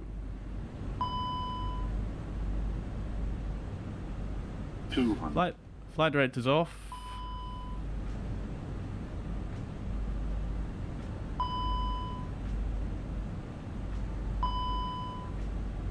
Just getting lots of bings for the auto thrust here. I must have pressed the button too many times. 50, 40, 30, 20. Retard. 5. Oh, that was a bit of a clanger. So, speed brakes, decel, reverse green.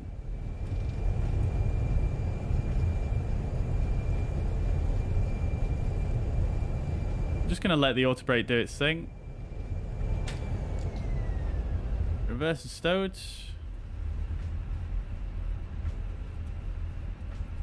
Manual brakes.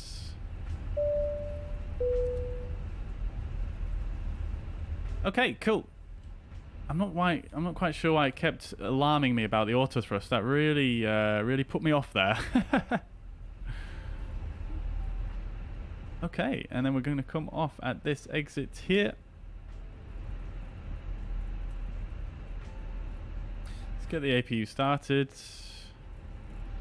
Get the landing lights off now, and the taxi lights can stay on. Start the APU.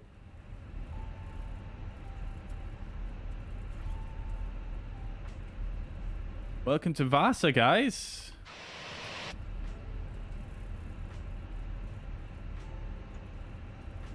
Okay, flaps up, spoilers retracted.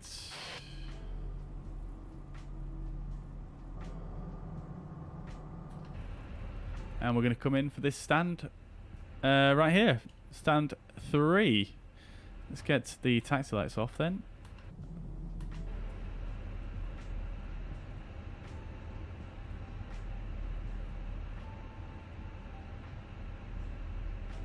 Runway turn-offs off. Strobe light I forgot to turn off.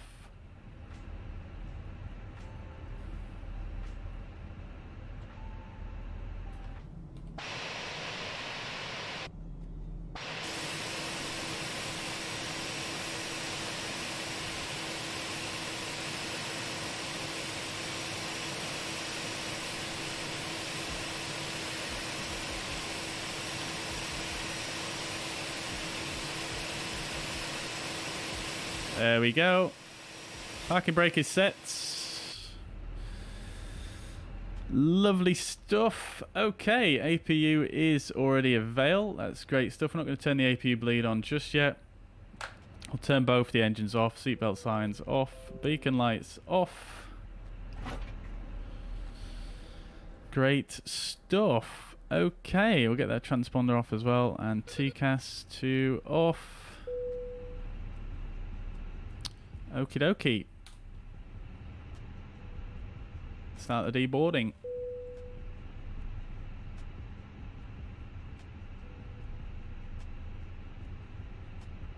Does it do the doors for the deboarding? I can't remember if it does.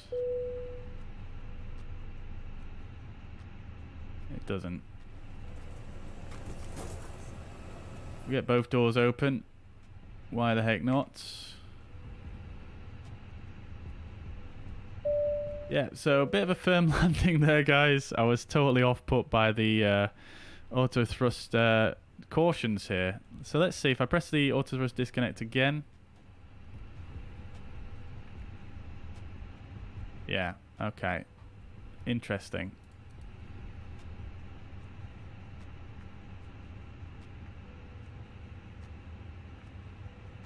Alright, we'll clear those off anyway.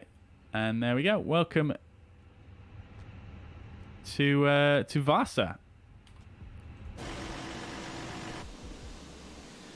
There we are, chat. Lovely stuff. Lovely stuff. So, whilst we are deboarding then, let's go ahead and have a look at the we'll have a look at the landing report. I'm not used to having such a short taxi in. It's actually crazy. Right, so let's have a look. Let's see how we did. I think we did a little bounce there as well, to be honest. Speed was 133 knots, so we're on speed. 439 feet per minute and 1.04 G. But we definitely did make the touchdown zone there. And we pretty much got centerline. It was a little bit wavy, but there we go. Yeah, so, I mean, fairly good, I think, in terms of centerline touchdown zone. This is where we touched down right here. I mean, perfect, really. You can't really ask for more than that, but yeah. Only issue was the vertical speed, which was quite high. Let's say, quite a positive landing. Let's say. Unfortunately, we've got no way of seeing if we had a bounce or not. In fact, if we look on Volanta, it might show us if we had a bounce there. Sometimes it does. No, it doesn't. Okay, fine. No issues.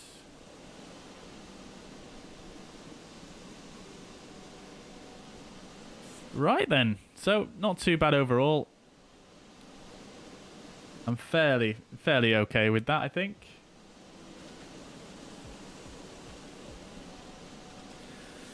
Let's view our reports. We got an A+. Great stuff. I think the cabin crew did actually seat themselves during the landing as well. I think they just about sat down just as we were coming in for landing there. It must be a bug, that. Because when I turned on the automatic announcements, it seemed to do everything fine. Yeah, so there we go. Pretty good. Only thing was the landing rate, really. So that's that. Great stuff. So we're going to do another flight here, chat, in just a moment. But for first of all, I'm just going to take 2 minutes, and then we'll rejoin. We'll get the APU bleed In fact, do we need that? We've got the passengers deboarded already, pretty much, I think. Yeah, they're already deboarded, so we'll leave the APU off. And we'll just run through the parking checklist. After landing was completed, radar and predictive wind show is in op. Parking checklist, parking brake is set. And in fact, what we can do is we're actually on chocks, so we'll go ahead and release the parking brake, just let the brakes cool down even further. So parking brake is released then. Engines are off, wing lights are off, and fuel pumps, we'll go ahead and turn those off as well. Very nice frame rate here at Vantaa, I do have to say. And we can actually go to the external power as well. Right, cool. We'll turn landing flap 3 off as well. So, cool. Here we are at Vantaa. This is one of the... Sorry, Vaasa. This is one of the handcrafted sceneries supplied with the sim for free. I'm quite impressed with it, actually. It is quite nice. Obviously, it's a very small airport, but I think the textures and everything look pretty nice, pretty crisp, pretty yeah, pretty good. I'm quite happy with it. Right.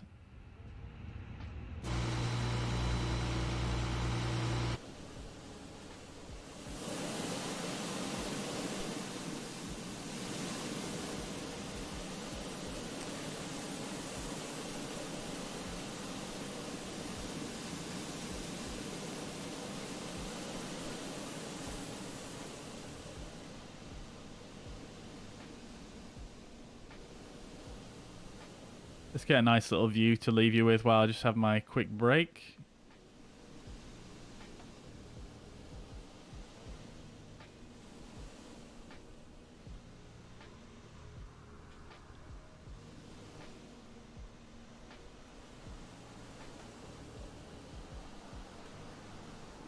Right then, chats. Okay, bear with me for a few minutes. I'm just going to have a quick break, and I'll be back with you.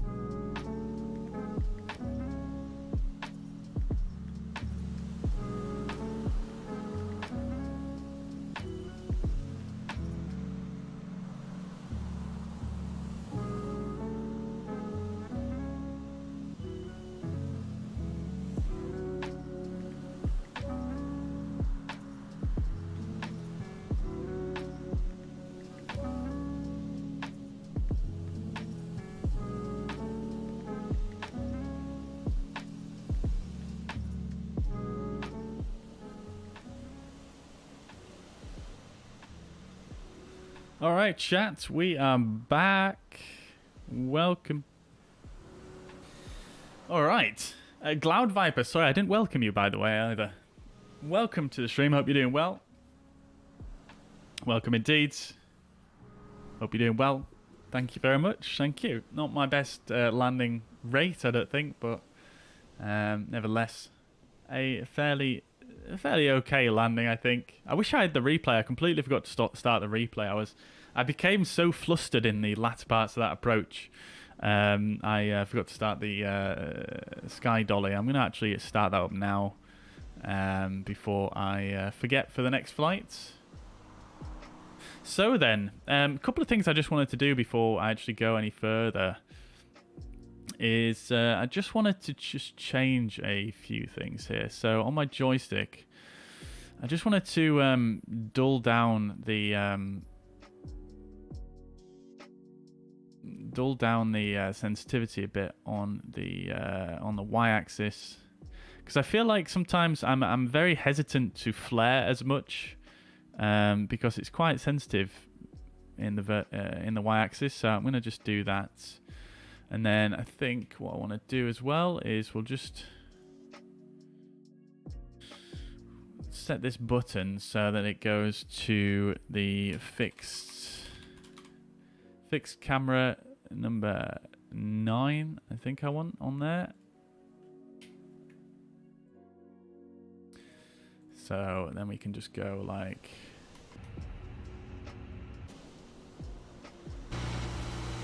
yeah, there we go. That's good. Right. Okay, perfect stuff. So let's get our flight plan done for the next flight. Unfortunately, I didn't quite have time to do that in the interim there. But let's go ahead and do that. We'll do that on SimToolkitPro. So departure is going to be EFVA, and then we're going to EFHK. So the flight number should be Alpha Yankee 322. We'll select that, see what it does.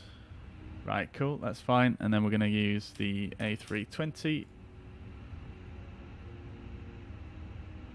Okay, cool. And then departure time we'll set to... let's see how quickly we can get this set up. Let's set it to 1905. Not 1905, 1805 Zulu. Which gives us about 20 minutes. We'll do a bit longer than that just in case the passengers take a bit longer to come on. So 1815 should do it. What we'll also do is... that's it. We'll do that and then we'll go generate.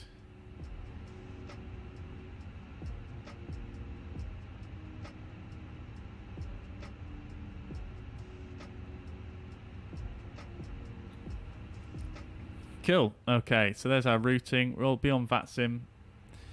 Speaking of which, I'm just going to disconnect so I can put in the new flight number. In fact, yeah, let's pre-file that as well. So then, that's the routing all done.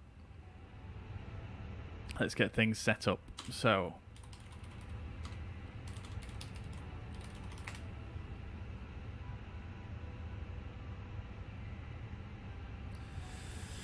Right, okay, so quick look at the OFP just before we go any further. We'll quickly scan through this. So we're going to be Alpha Yankee 322 this time, Finnair 322, 15th of July 2022, going from Vaasa to Vantaa. A320, same reg as the previous flight. You've just seen me generate the flight plan. Call signs Finnair 322, off block time 1815 Zulu, and arrival time or on blocks time of 1907. Cost index of 5. Distance of 227 miles over the ground. We've got a slight headwind of 5 knots. Alternate is this one. I'm not sure where that is. Cruising flight level 310, probably a little bit more appropriate this time. And then the weight's 59.4 tons. Takeoff weight 57.6 landing and 55.20 fuel. Block fuel requires 4,283 kilos, and the routing is off runway 16. excuse me, runway 16 at Vaasa. Gub 21 Alpha departure and the Lakut 6 Alpha arrival into Helsinki. 22 left. 115 passengers on board, 2.1 kilos of cargo. So weather, nothing significant in place. We do have the weather here. Now, this we really have just only looked at a few minutes ago, but nothing's changed too drastically. Winds are slightly lighter actually now. Light showers of rain and broken clouds at 900. CB's in the area, 15 degrees temperature, 14 degrees dew point now. So the dew point coming up a little bit there. QH 9 and 9 at 8, which we do have set already. Weather on the arrival into Vantaa, winds 260 at 12 knots and good visibility, few clouds at 4,000, 16 degrees, 9 degrees dew point, QNH 1002, no significant changes. So again, very much similar conditions as to when we set off. In fact, a little bit better, so we don't have the CBs anymore, we don't have the variable winds. So looking pretty good at Vantaa. And our alternate is Lennart Meri. Wind is a little bit higher there, but a very similar picture to Vantaa. So that is the OFP and charts. This is the routing out to the southeast and then into the east into Helsinki, and then a bit of a right turn onto to right left.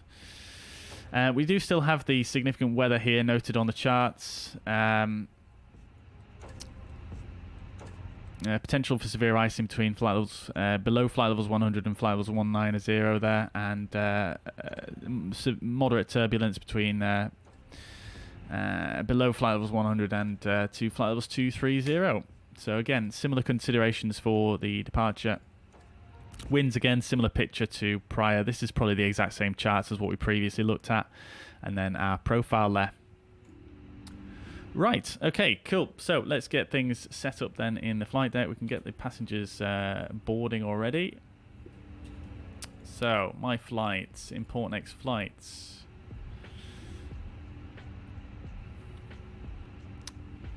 Right, 34 minutes to departure.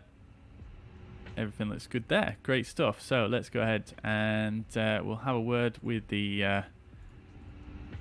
Let's see what the time is taking on the passengers. So 19 minutes. And let's do this one again.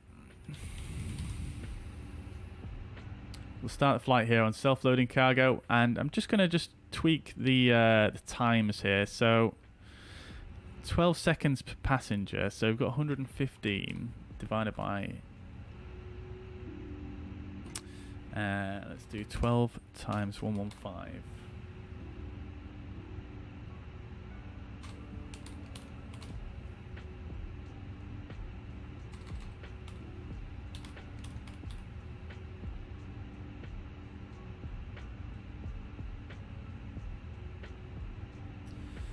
So we've got 1140 seconds.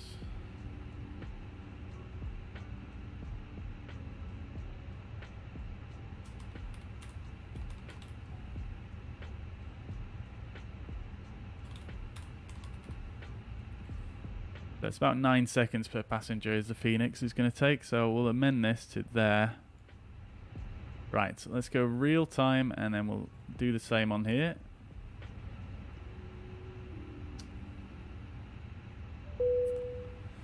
Cool. Okay, so that is loading now. Let's go ahead and set up the MCDU. So, ATSU.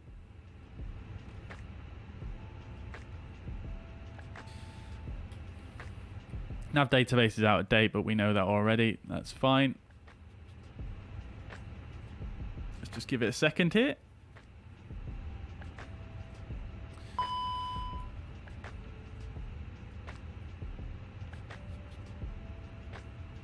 There we go. Okay, cool. We just got a bing there.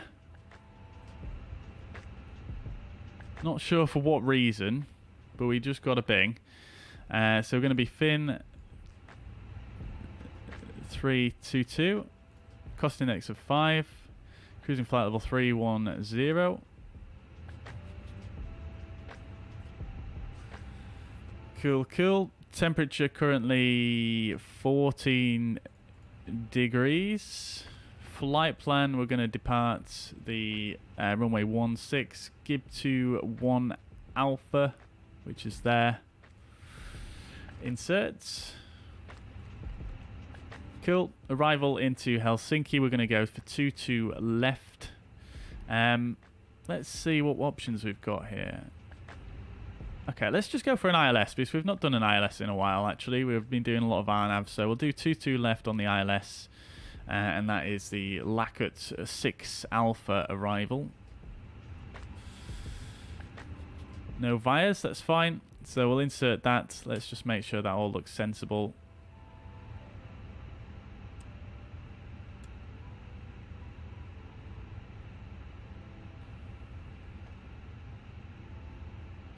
Turn the flight directors on. There we go. Okay. So.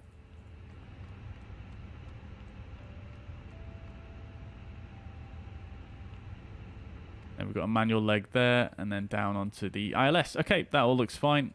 No issues at all there. Okay, cool.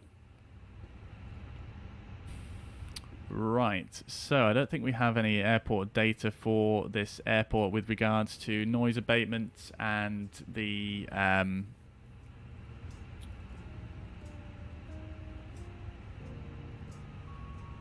engine out procedure.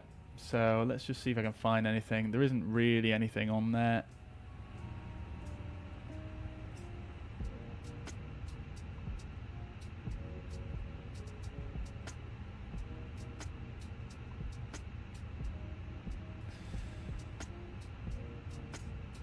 Right, okay.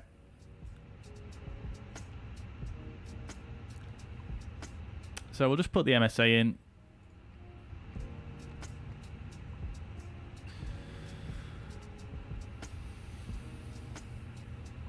Right, that's fine. Okay, so RadNav, the departure itself we're going to be flying is an RNAV. No ground-based nav aids to tune on that one, so we'll go with that. Secondary flight plan will copy active, and we'll set up a return to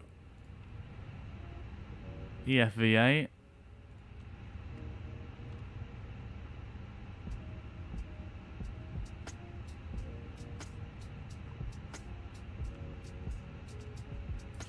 On to runway 16, we'll use the ILS if we have an engine out and no star.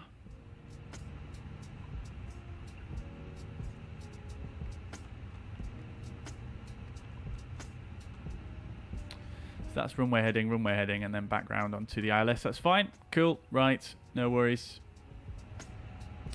Right. Okay, so we'll go init B. Do we have our load sheets? We've got preliminary load sheets. We'll accept that and we'll use that. So 0 fuel weight 55.2 and the predicted CG is 30.6. Block fuel is 4.2 tons. We do have all the fuel on board now, so we can go ahead and start loading. Sorry, we can set the seatbelt signs to on. We might as well turn the APU bleed on. We've got the APU on. So let's do that. So seatbelt signs are on, and we'll do that on self-loading cargo as well.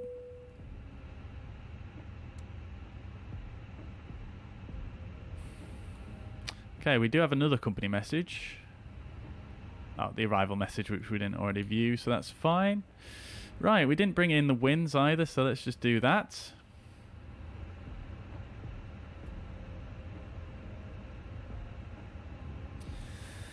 Alright. Hey, Mariner, welcome to the chat, dude. Hope you're doing well. Good to see you, mate. Good to see you. I'm doing very well, yeah, thank you. Just a friend, welcome to the chat also. Welcome back. Hope you're doing well.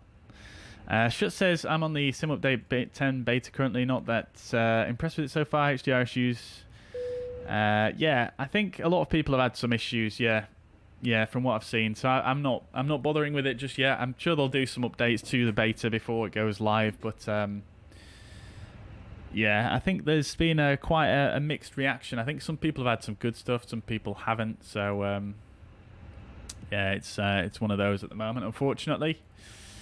I'm not on the beta, though. No, Mariner, I'm not. Hey, and congratulations on your 3 months, dude. Enjoy your 3-month badge. Thank you very much for the support, brother. I really appreciate it. Thank you, dude. Oh, you're on the beta. It's good for you. Fantastic. Yeah, that's great. Yeah, I think for some people it's better than others, let's say. Right. Okie dokes. So then, we did our init B, and now we just got to do our perf page. So let's do some calculations. So runway 16, runway is dry. We'll go for a PAX on takeoff, and we'll sync the preliminary load sheet and sync the weather as well. That'll look sensible. So 28 and 35, flaps 1, and flex of 68.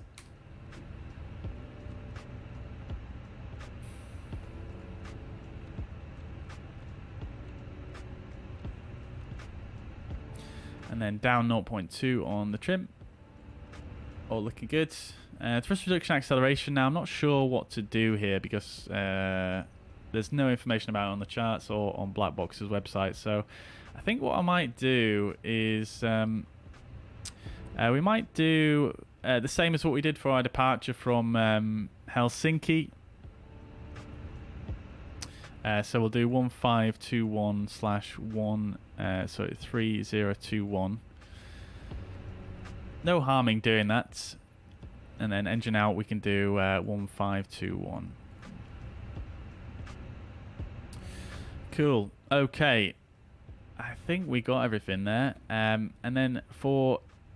Yeah, there was no engine out procedure either, was there? So, I mean, we could just go... EFVA16, and we'll just do the standard 20 miles.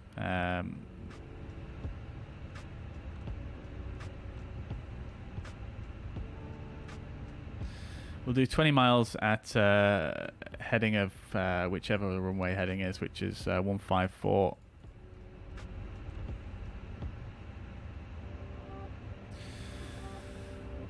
Cool.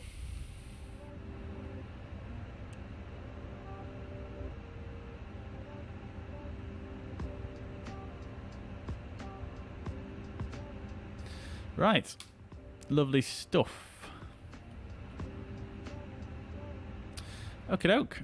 Let's just have a scan around, make sure everything else is set up properly.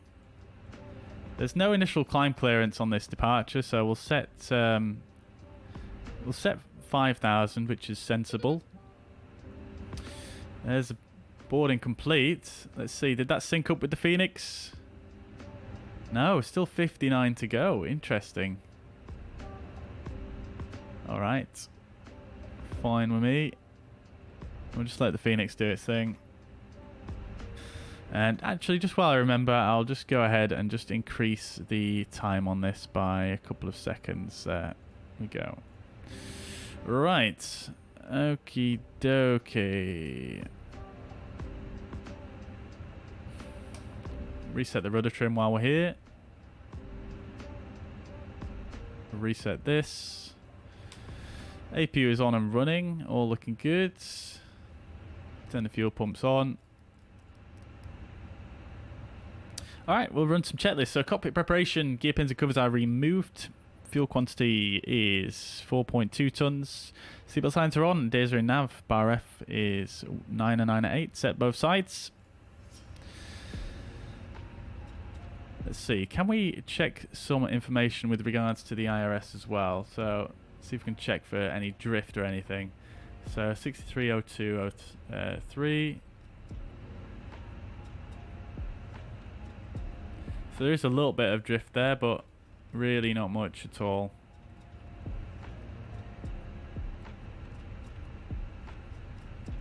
IRS2 is reporting a completely different wind direction though to the other two, which is interesting.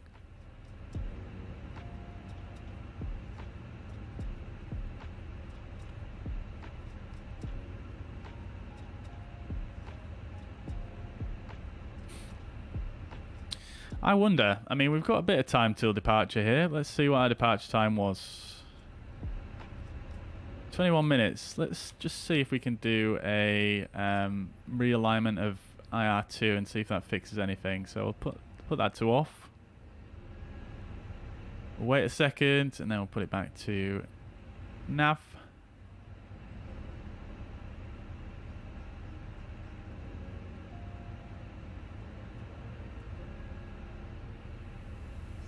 Aircraft position invalid. We might have to do this.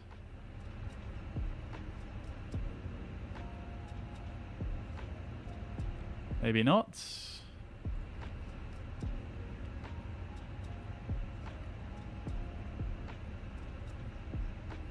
Oh, there we go. It's fixing itself.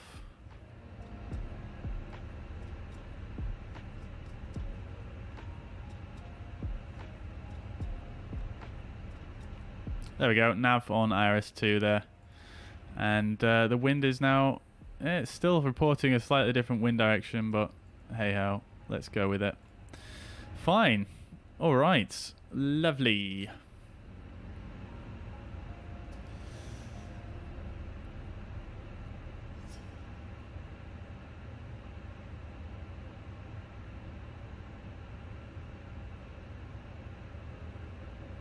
Having some terrain not loading in at some payware, a couple of modded planes.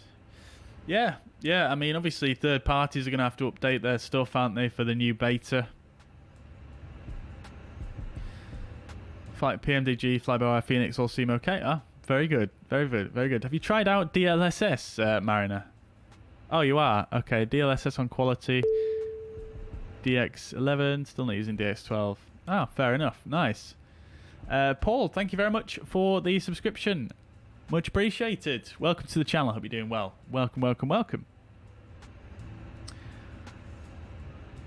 Mariner, a question for you. So on the displays in the aircraft, is it blurry for you using DLSS? Because that's what I've heard on some of the forums.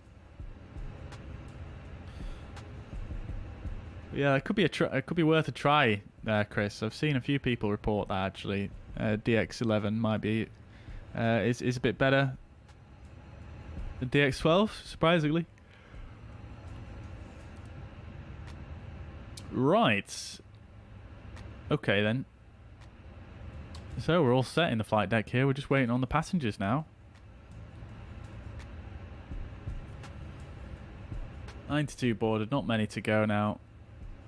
Let's just update stuff on here. So pilot brief.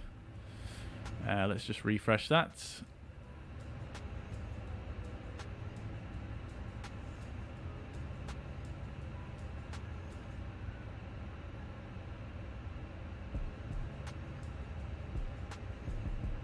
Okay, that's not worked.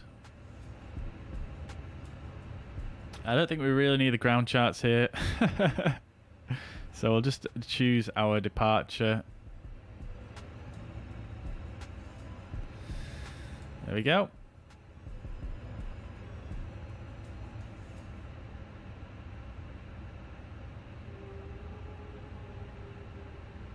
So 180 knots at Diwa. Let's just make sure that's in as well. We didn't check that yet, did we? That's in there. Great stuff.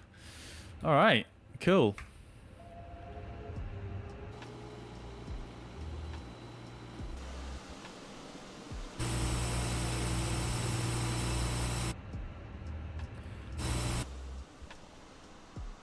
Looking very nice outside. Nice sunset coming in. Very long golden hour up in the northern reaches of the northern hemisphere this time of the year.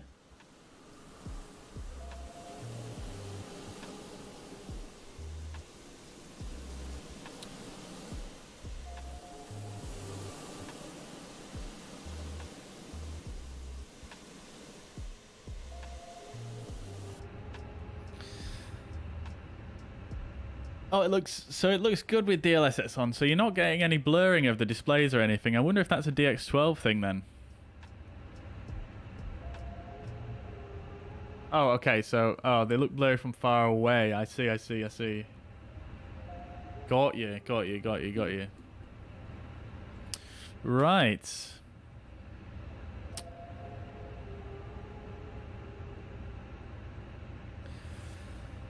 A few more passengers to go, and then we can get on our way. We are set here in the flight deck, though. Let's get ready for pushback anyway. We'll get the external power off. Might as well get that disconnected.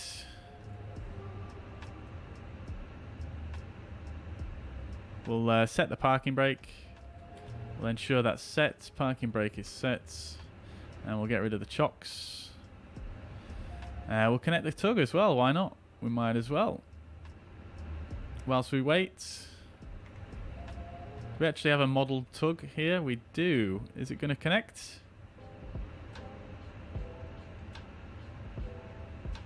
No.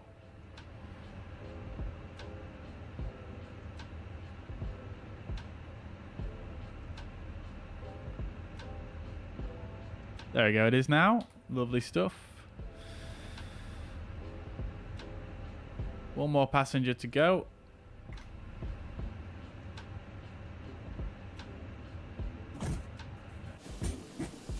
And there we go. Doors are closed.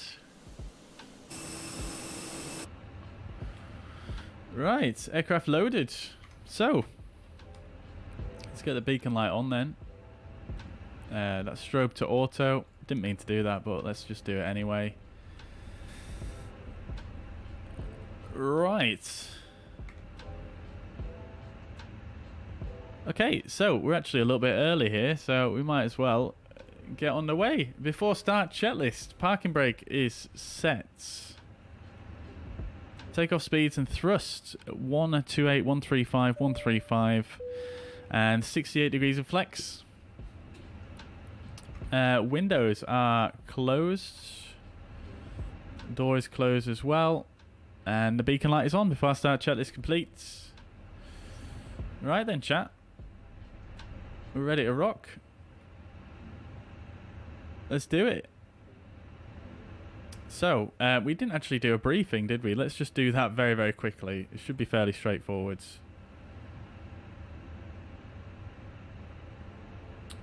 Okay then, chat.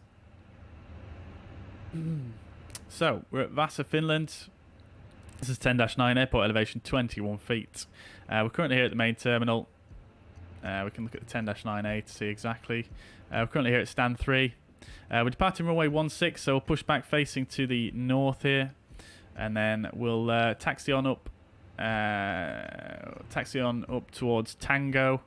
And then Alpha. We'll backtrack runway 16 and turn around and depart runway 16. We're going to be departing on the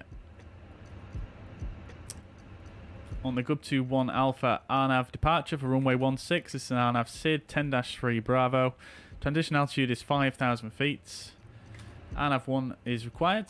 DME not supported. Climb as rapidly as possible to 20-30 feet. So it's a good thing we put in that extra bit of the acceleration altitude being a bit later, so that's fine. SIDs are minimum noise routings. So we'll take runway track out to Diwa, max 180 knots, and then continue on the same track for 5.8 miles to Totgu.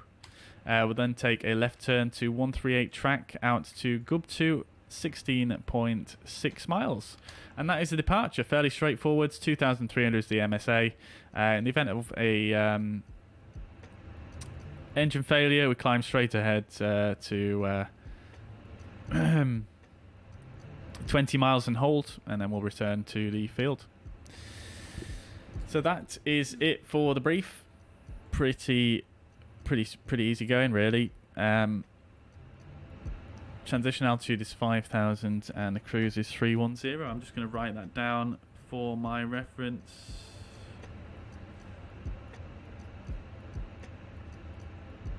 And we're Finnair 322, just in case a controller comes online. I don't think there is anyone, but yeah. Right. Okay. Let's do this thing then. Oh, we do have a company message. Let's just check that before we go any further. This will be the final load sheet. So 55.2 on the 0 fuel weights. And the CG 30, 31.3 actually, so slightly different there. So let's just amend that.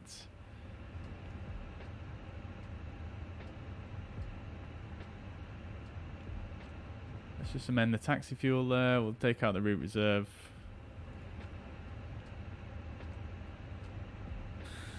And then the alternate we didn't put in either, so...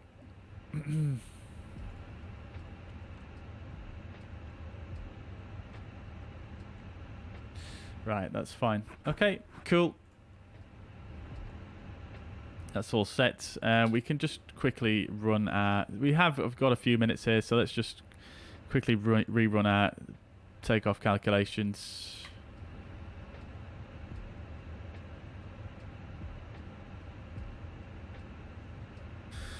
35, 35, 35, down 0.4, that's the only difference. Oh no, 125, slightly slower V1. And the trim is slightly different, not down 0.4 instead. So let's just amend that one as well. Cool. Right. Alright, so let's do this thing. Beacon is on. Let's go.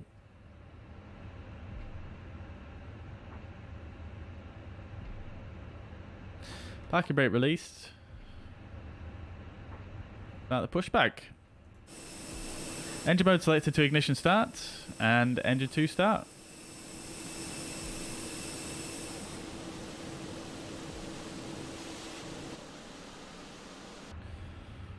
Actually going to do that left turn now.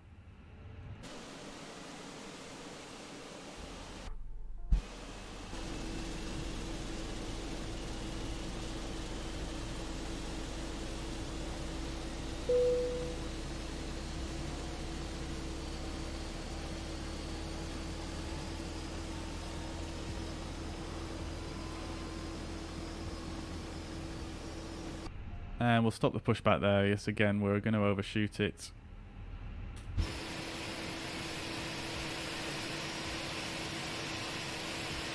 Parking brake is set.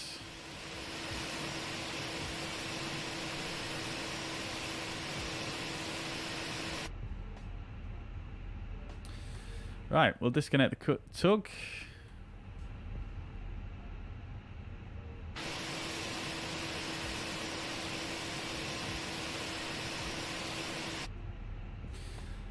Right, engine 2 is a Veil, great stuff. Let's go for a start on engine 1.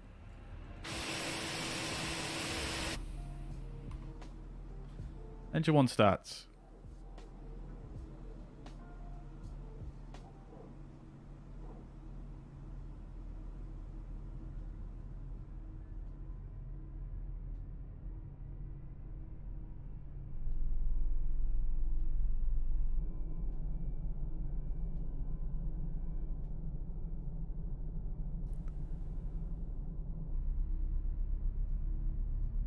Florzando, welcome to the chat. Hope you're doing well. Good to see you.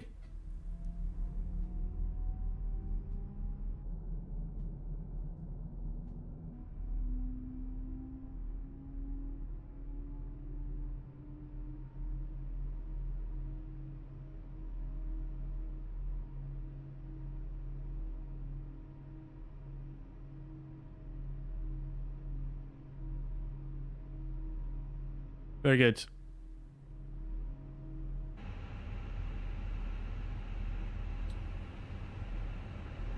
Engine 1 avail. Great stuff. Okay, engine mode selected back to norm. We'll go ahead and start this as well. So, ground spoilers arm, rudder trim is zeroed out. We'll get the transponder on.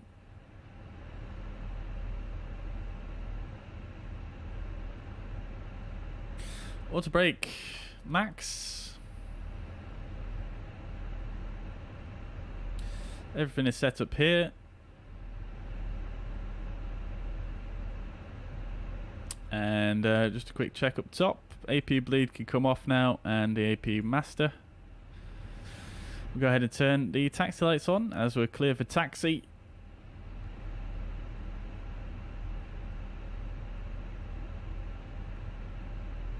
Everything looking good in the back in terms of temperatures. Let's do a quick flight controls check as well. Oh, and we'll set the flaps as well while we're here. Flap set to 1+F. Flight controls check, full left, full right, and neutral. Full up on the elevator, full down, and neutral. Full left on the rudder, full right, and back to neutral. Alright, we're clear for taxi. Parking brake is released.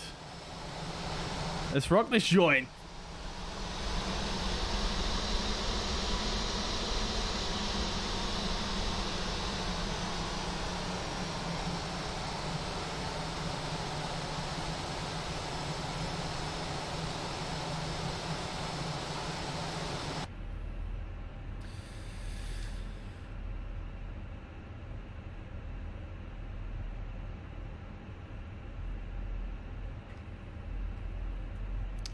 Okay, so let's just complete this turn and we'll do the taxi checklist.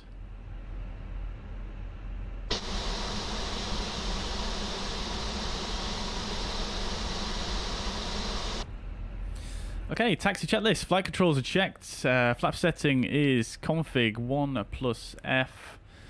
Radar and predictive wind shear are in op. Engine mode selector is norm, and the ECAM memo is takeoff no blue. Taxi checklist complete. Oh, this catering van is really parked in the wrong place there.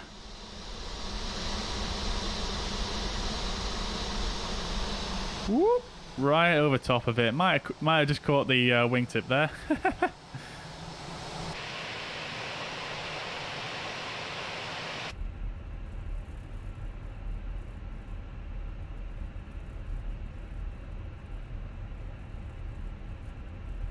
Okie dokie. We'll get the TCAS on now.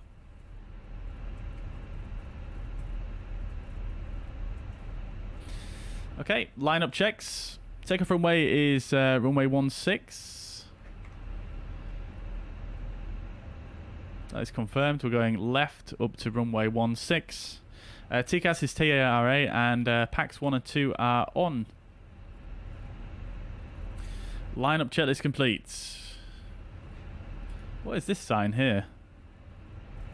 Not seen one like that before.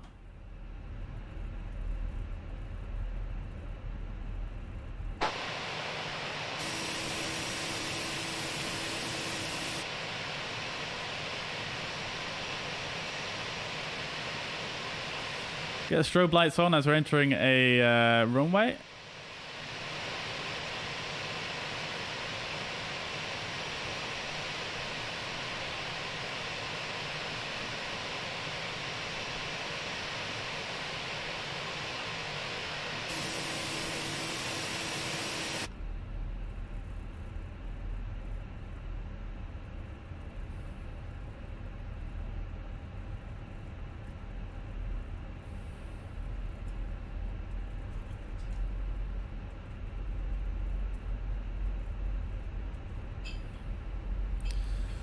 Alright, let's make sure the crew are seated.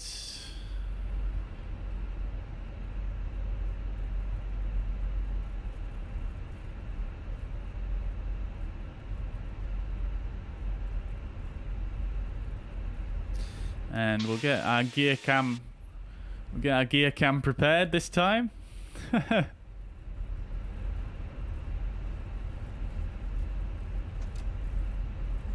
Florzando, it's your first time in YouTube Live. Well, welcome, dude. I hope you enjoy your stay here.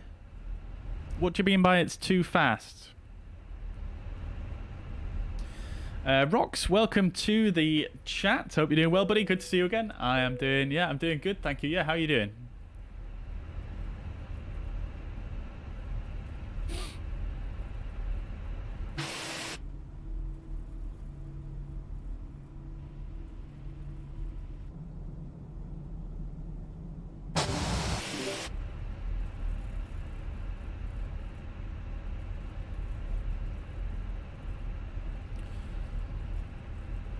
Just going to taxi a little bit off the edge of the center line here because we are backtracking.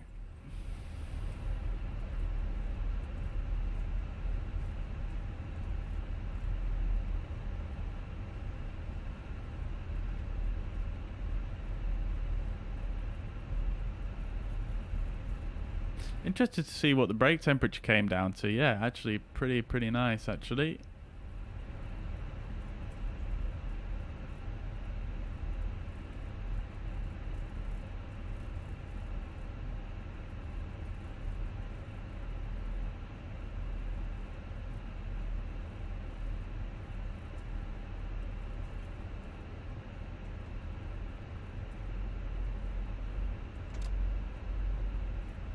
Oh, bit too quick in the turn there.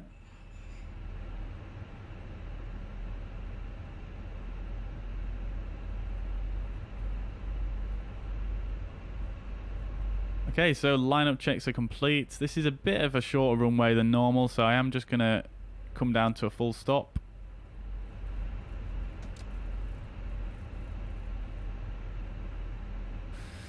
Right, okay, so lineup check is complete. Let's go. Takeoff.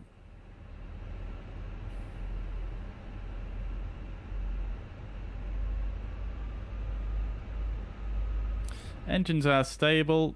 Up to flex. Man flex 68.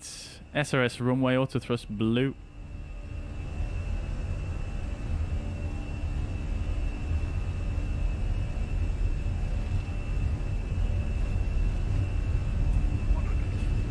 knots checked.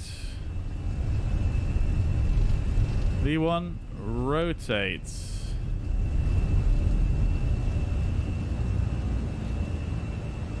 Nav. Positive rates. Gear up.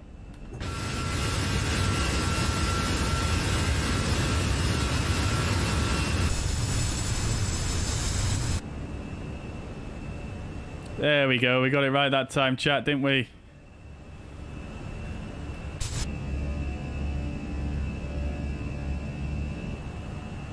Lever climb. Thrust climb. Auto thrust. Climb is blue. AP2.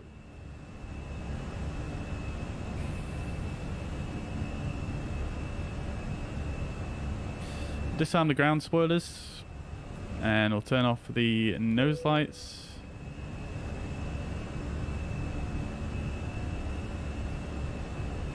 We'll clear ourselves up to our cruising flight level, 310.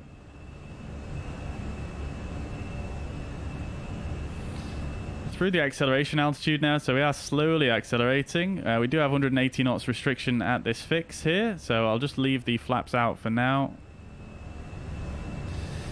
I'm going to set standard because we're climbing above at the transition level here.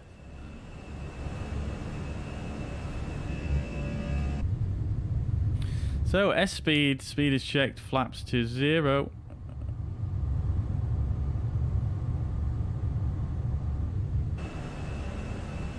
I tell you what, I forgot once again, chat. I forgot the landing lights. Of course I did. Of course I did. Dear oh dear. And I thought I disarmed the ground spoilers. There we go.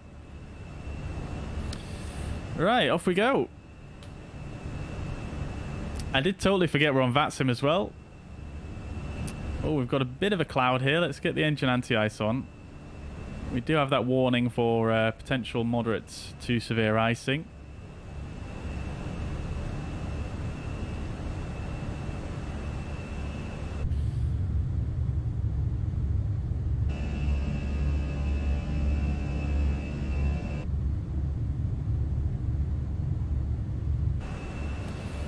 Now we can go ahead and turn it off again.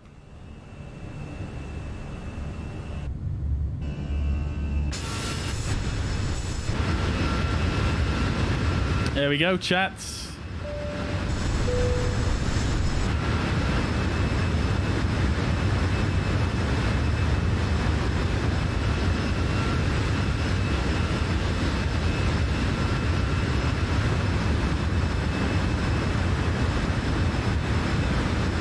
Lovely. All right, flight level 100. Let's get the landing lights off.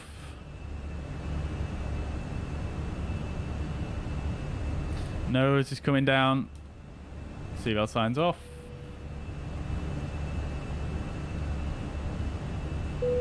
%98 satisfied, chat. Holy. You guys be chilling.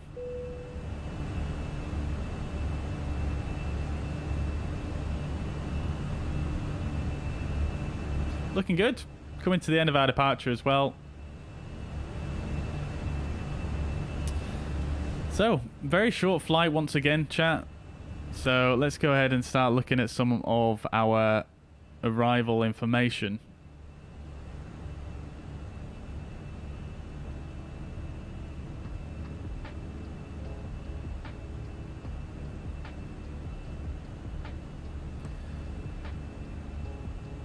Okie dokie.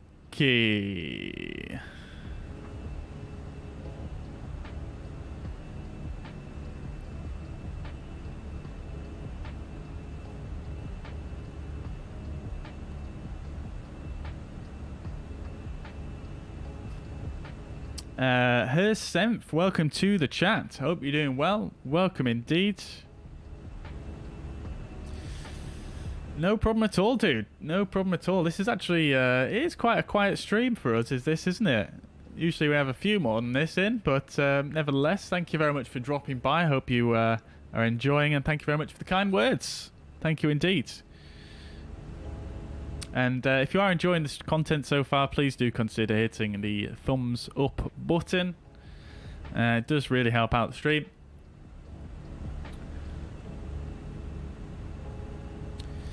Rox is setting up to do a South America flight. What's the routing, Rox?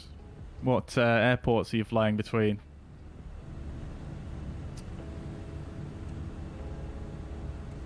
Right, let's have a look. So, top of climb here. So, we do have a bit of a longer cruise segment than last time, but it's probably due to the fact we've got a manual leg in here, so it's not calculating the descent profile properly. So let's have a look, see what kind of traffic we've got around Helsinki in terms of VATSIM traffic. Not much at all. So we might just be able to go straight in rather than doing a oh, I'm not even connected on VATSIM, am I? God damn it. Good thing there's no controllers on.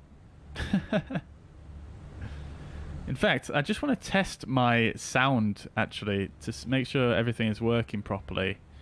So, on this side, I'm just going to tune in a close-by center. 1184.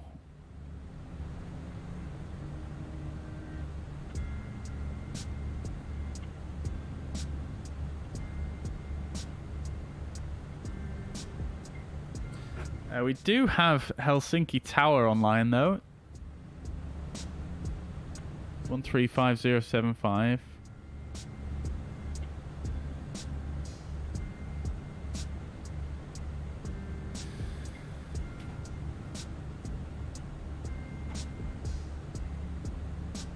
I'm not hearing anything.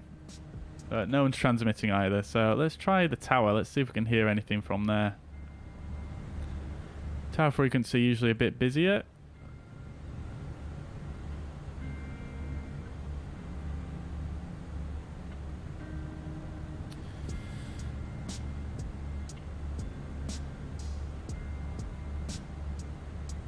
Well, this is actually the ATIS, but I can't hear anything. We must be too far away. Let's try another one. I'm literally just testing my sound configuration at the moment, chat. I'm not doing this for any particular rhyme or reason. Wind 270 degrees 9 knots. Oh, beautiful. 0 kilometers. Clouds. View at 4,000 feet. Temperature 11. 2.72 NH 1007 hectopascal. Beautiful. So it is working. Both of them are working. Holy. Right. Q2 right clear and dry. Transition level 65. Wind 250 degrees 9 knots. We'll put the tower in there.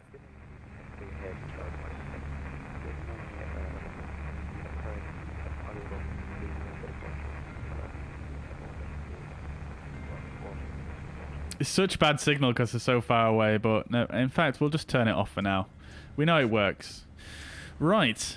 Okay, so we do have a tower controller on, but generally we'll only contact the tower when we're on final approach.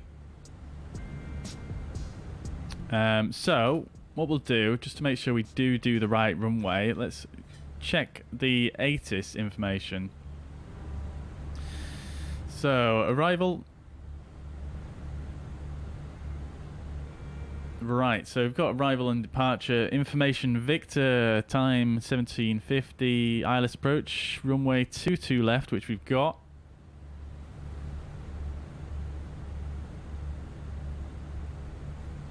Clear and dry, departure runway 22 right. Transition level 65, wind 250 at 9 knots, visibility 10 kilometers, fuel 3,300. Temperature 15, dew point 9, QNH 1002. Right. Let's stick that in now anyway.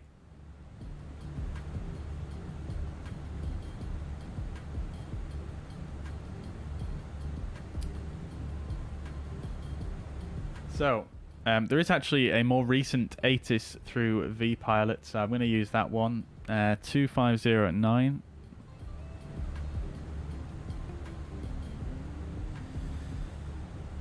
$15 degrees and QNH 1003. We're going to go for the ILS on 22 left.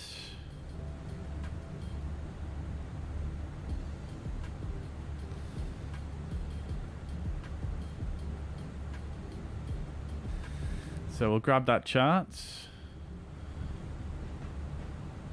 And we'll just grab the minima off it real quick. So 349 it. We may be able to do config 3 again, but we'll see. Transition flight level is 65.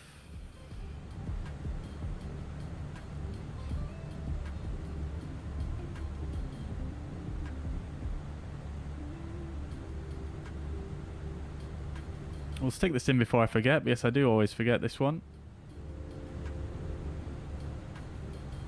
Okay, so top of descent in about 6 minutes. 7 or 8 minutes, sorry. Now, the descent calculations, like I say, might not be totally correct because of the fact we do have that manual leg in there. So,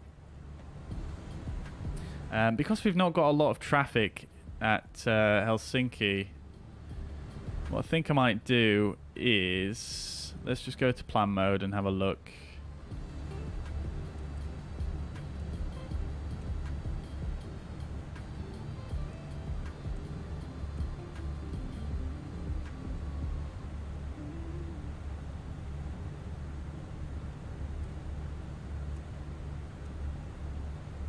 Yeah, okay, fine.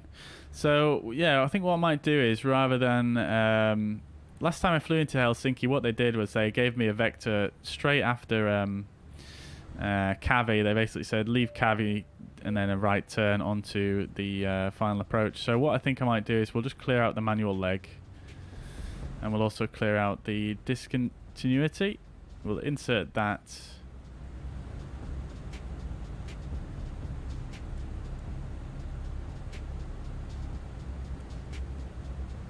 Right, and there we go. We'll have a better descent calculation then. Cool. So, alt cruise Mac. We're at cruising flight level now. Beautiful stuff. All right, let's see what the passengers are saying. 99% satisfied. I don't think you guys need any drinks. Let's just serve you up a beautiful hot drink just because I'm such a nice captain like that. Oh. First officer, should I say. Right. So that all looks good now. That's basically the route I flew when I came in to Helsinki on the VATSIM event. So that should do just fine, I think. What we'll also do as well is we'll remove these fixed infos.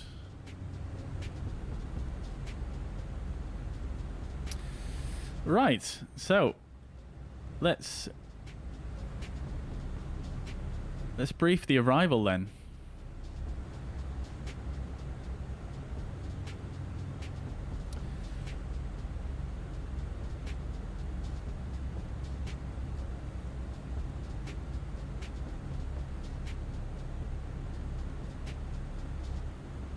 Okay, so fuzz pads.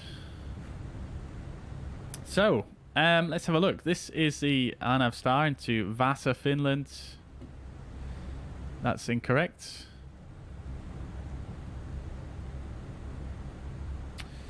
Right, so this is an Arnav Star into Helsinki, Finland. This is a 10-2P. Vantaa, EFHK. Transition level we already know is flight level 6.5. Arnav 1, airport elevation 180 feet. More than 2 DMEs cannot be guaranteed at all times. That's not an issue for us. ATC vectors, again, not relevant because we don't have approach controller online. So, we're just going to... Yeah, all of that really is not relevant for us because we don't have any ATC online. So we're just going to fly it as per the aircraft's profile. So it's going to be the Lackett 6 Alpha. This is our arrival for runway 22 left. And this is going to bring us in at Lackett, above flight level 100. We're then going to fly for 5 miles on the 074 to Marom. Max 250 knots at this point. Then we're going to fly 6 miles to Vibep. Then on the 076 track, 11 miles Vibep to Hotel Kilo 942. Then a slight right turn, 0901 track to Hotel Kilo 951, 9.9 miles.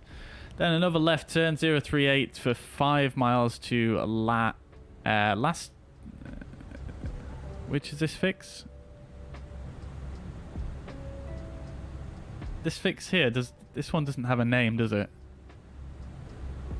Oh yeah, it is. It's Lastu, isn't it? Yeah, Lastu.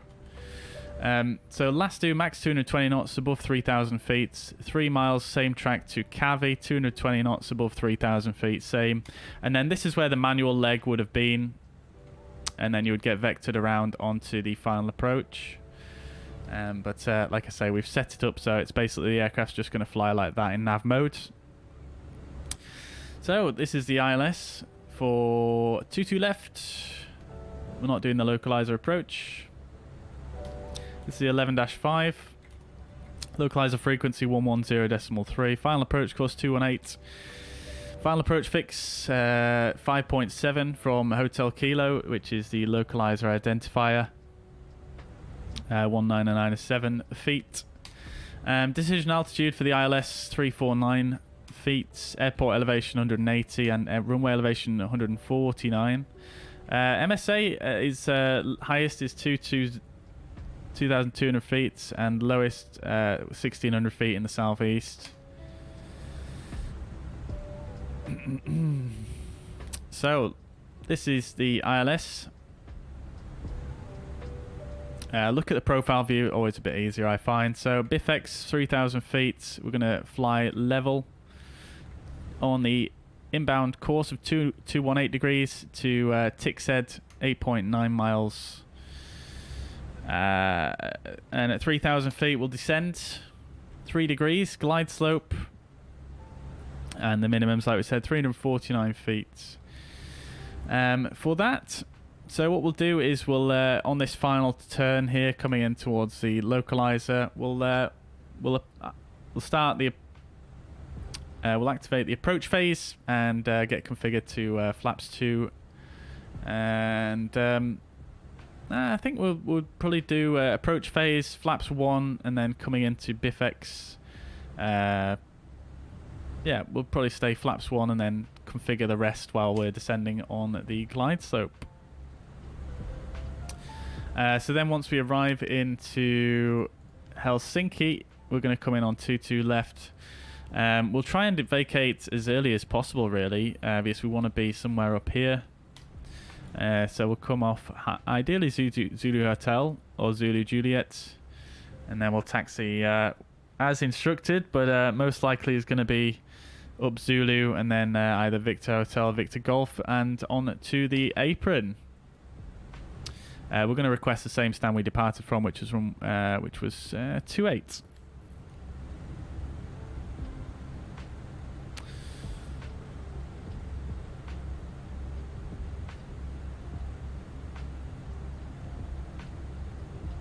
Just starting the descent in the background there, so we've got Des. Yeah, so Zulu Hotel, Zulu, Victor Golf, Alpha Charlie, and then to 28, something like that. If not, Zulu Juliet, and then up probably the same way. So that is the briefing for Helsinki. Alright, let's make sure we've got everything in properly. So, coming back. Thrust idle. Right, let's have a look then. So,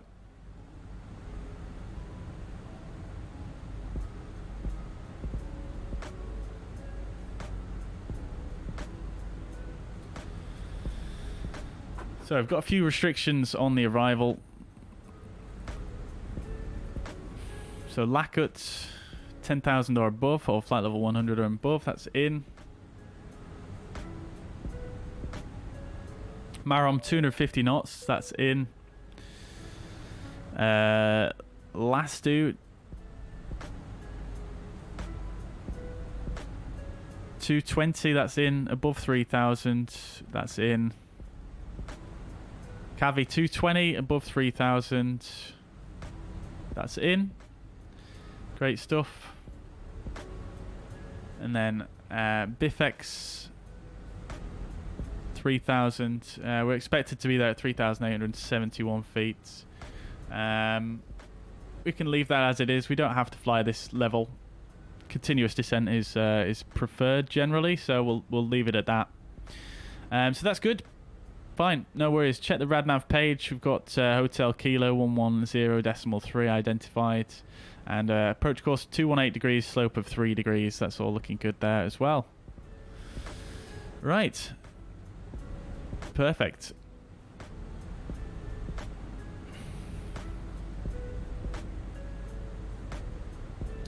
Missed approach I didn't brief actually. Climb straight ahead to 2.5 Hotel Kilo, then turn left onto 185, climbing to 2,000.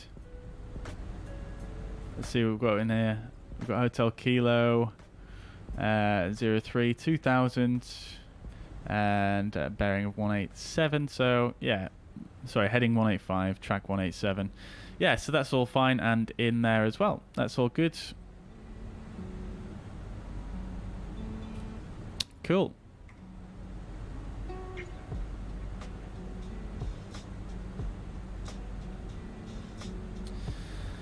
All right. So then, what else do we need to do? Let's listen to the tower frequency.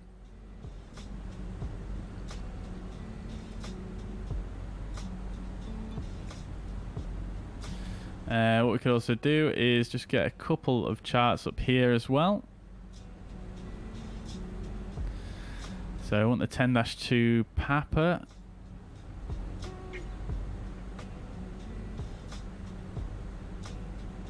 And we also want the 11-5. And then we'll take the taxi chart as well, the 10-9. Helsinki Tower, good evening, Addon 8072, Address 228. Addon 8072 heading that help. Wind 240 degrees, 9 knots, runway 22 left, gate left. Doesn't seem to start it for us. Addon 807. Addon 8072, runway in use, 22 left, go to your jet land, 22 right, 25 degrees, 9 knots. Right, can you guys see the ATC okay?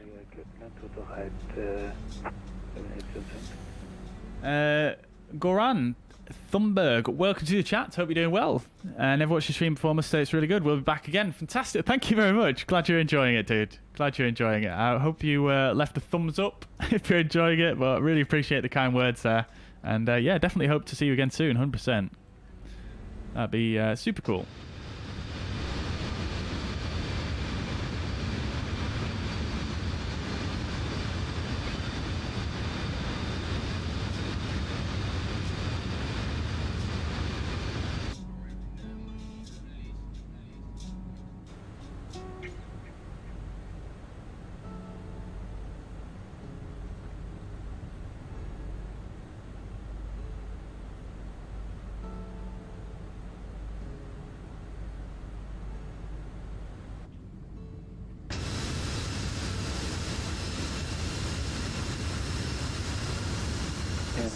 Power engine 8072 if it helps, we can make visual swing runway to the left, runway to the left of the top. Yes, that's possible. You can take to the left, get land, left with 200. Roger, we swing over to the left, to the left, and to the left. Sinne tyhjästään mulla ei riski välttää lämpöä eteenpäin. Lovely views.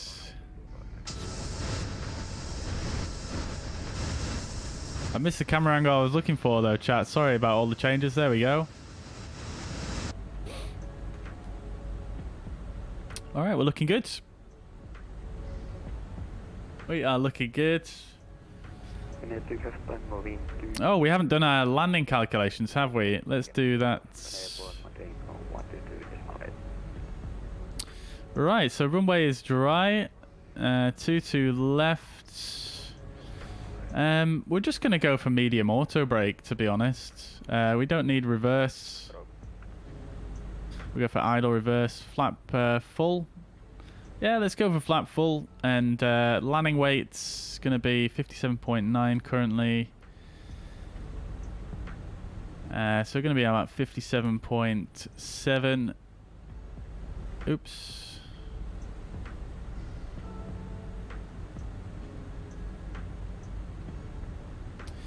So 57.7, so very, very short stopping distance, but that's what we want really, because we want to get off the runway and get to the gates, because we can, yeah, shorten our taxi bit.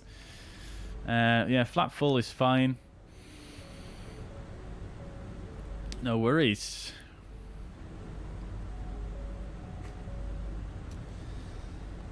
The Giglottis, thank you very much for the sub on YouTube. Much appreciated.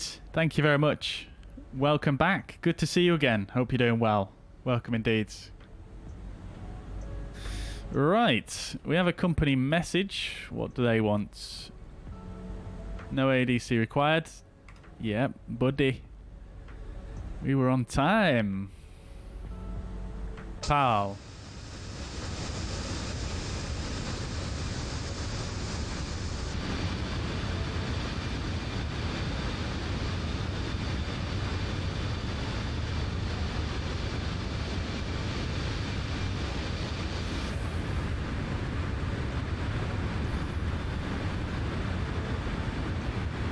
Lovely.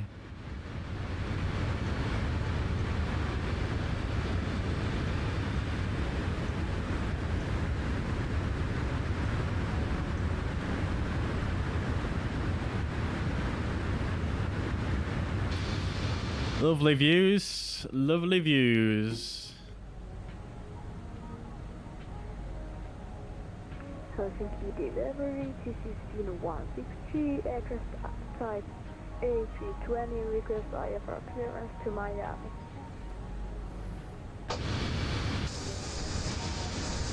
Finnair 163 Helsinki Tower. First off, clear to Miami by runway 212. Audio free November departure. Climb initially 4,000 feet. Squawk 0501. Pretty chilled descent, this one. Let's keep coming down. Might as well.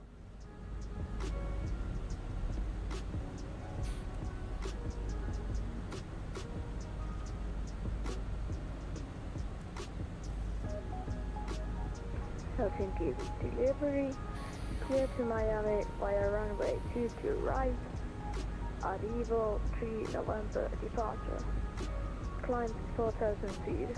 Squawk 0501. 601, Fin 163. Finnair 163 clear, score. Lovely stuff. Flight level 30 blue, alt blue. Wow, yeah, really chill descent this. We're flying quite slowly, to be honest. What if I bumped up our cost index a little bit here?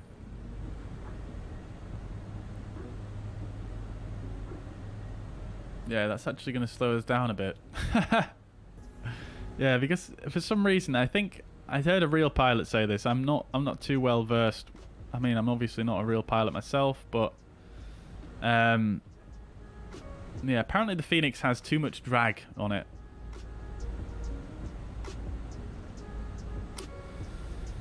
And therefore it basically always descends at the lowest econ speed for a managed descent.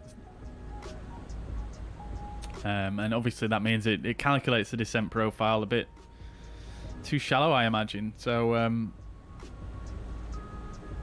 nevertheless, let's try cost index 100. Yeah, it's still the same.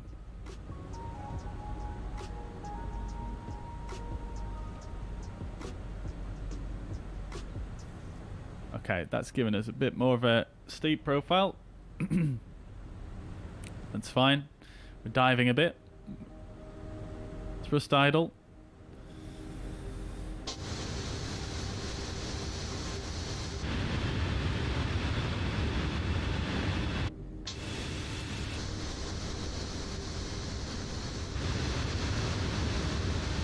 Lovely stuff.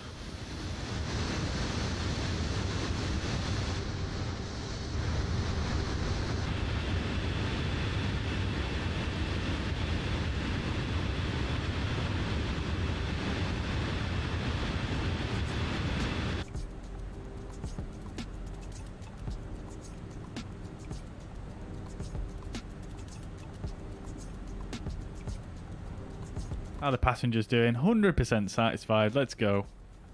Easy game. Now we've just got to get a good landing. Better than last time. Hopefully. So actually on the arrival procedure now. So let's have a look. Yeah, obviously we've got this constraint here which does slow us down somewhat.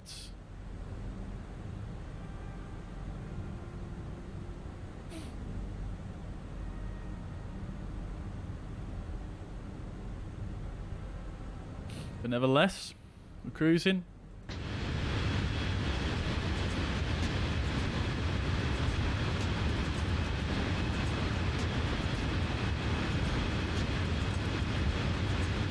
Lovely picture that, isn't it? Such nice texturing on the aircraft. It doesn't even look like we're moving because there's no clouds above us for reference.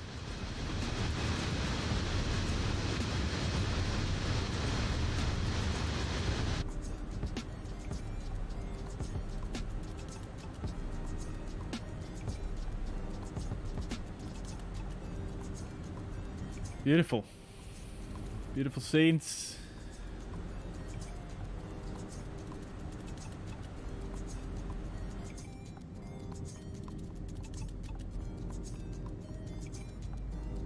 Nice and calm here in the cabin.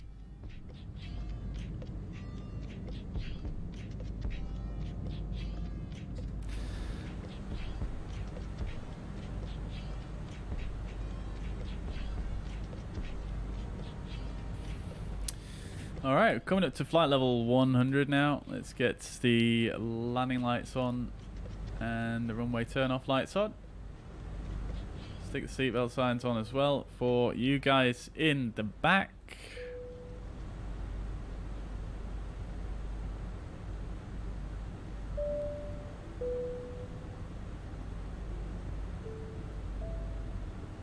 So I'm just going to test something real quick because in the last approach when we used manual thrust, it did actually mess us up a little bit here. So let's just remove that. So auto thrust disconnect. And then we press it again, which doesn't clear the caution, but that's fine. Yeah, I'm sure this caution should disappear when you use the I'm sure this caution should disappear when you use the auto thrust disconnect button here. Let me just check the Phoenix documentation real quick. Yes, they did put some key bindings in there, and maybe I'm using the wrong one.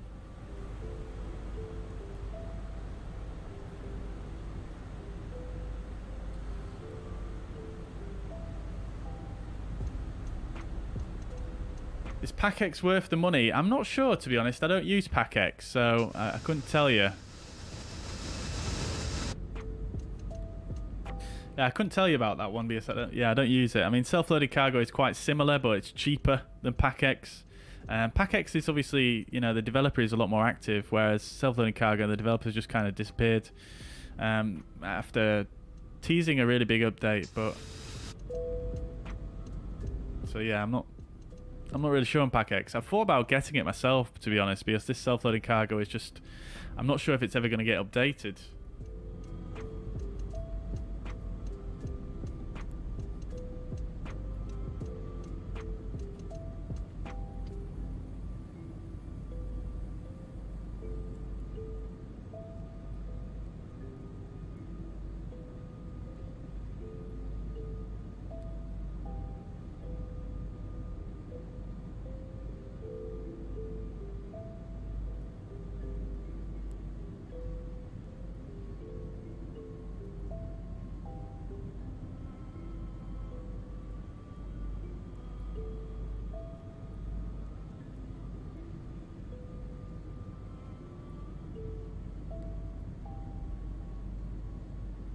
Right, okay, I might have the wrong keybind in here. Let me just change this real quick.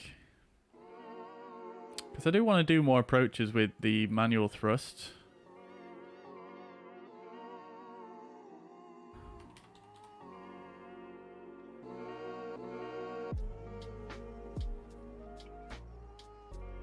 Oh, okay. No, I do have it correct. Okay, fine.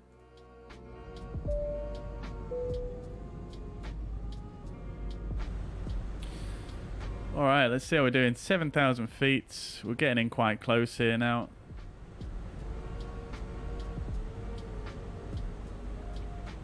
That decel point is too late. Finnair 163, European pushback, start approved, Grenade 1003. Right, let's go to Perth and activate approach phase. Let's just check that we've got the latest ATIS, which I'm just checking now on VPilot. We've got information whiskey. 1003 is still the QNH, and the temperature 15, wind 250 at 9 knots. So everything is the same. Don't need to change anything there. I'm going to go ahead and just turn the music down now for the arrival. And I'll turn the ATC comms up a little bit for you guys, and we're going to go ahead and get tuned on to the frequency now. So 118.6.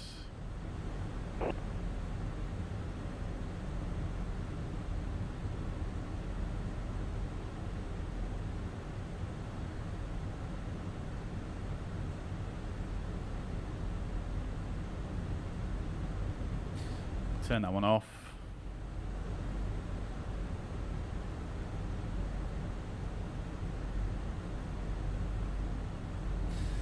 Okay, so let's go to local altimeter, QNH 1002.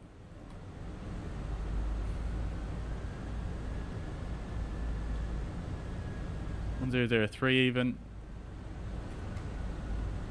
Keybinds are going a bit funny here because of the Navigraph panel. Let's just close that.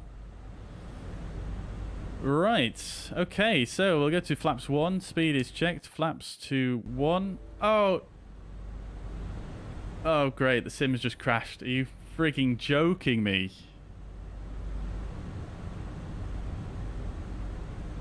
That's because of the Navigraph panel. I shouldn't have closed it. God damn it.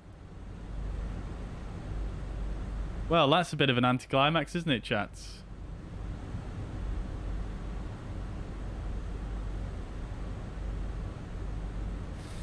Does self-loading cargo show the passenger seating? It does, yes. It does.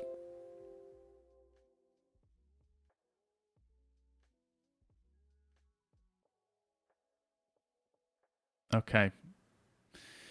That's rather upsetting.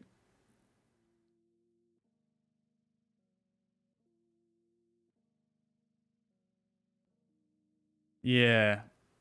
That's quite upsetting.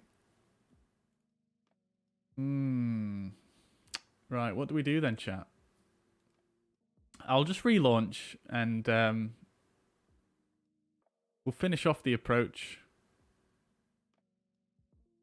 I might try and set the sim back up so that it so that we can maybe do that last part of the approach again, maybe. See if we can do that. What I'll do as well is I'll rewind the stream as well, and I'll see if I can get the weights correct as well for what we were at.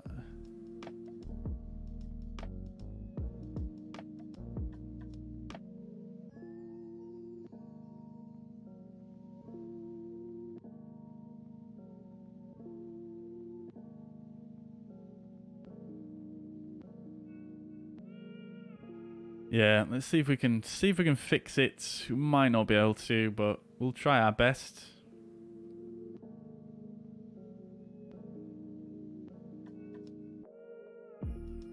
Yeah, it's a bit sad that, but it is kind of my fault really. I was using the Navigraph panel, which is kind of prone to to crashing the sim. So that's my fault really.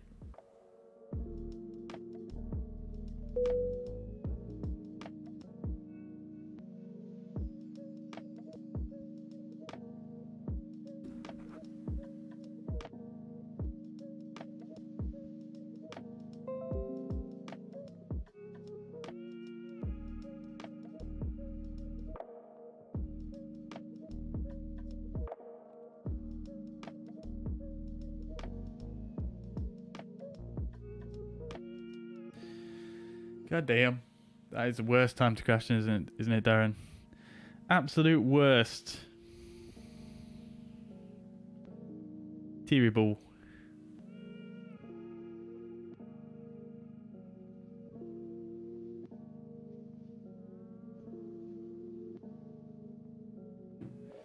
God damn. Oh, we'll see if we can get it set back up as we had it before, at least roughly speaking, and we'll take it from there.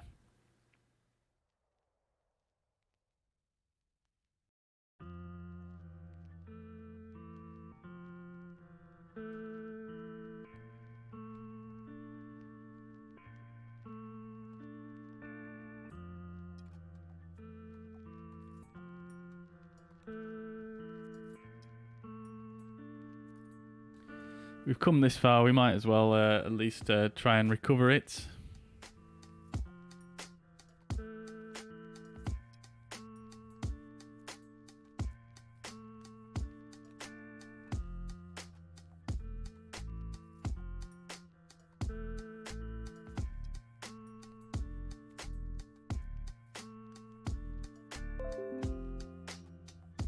Right.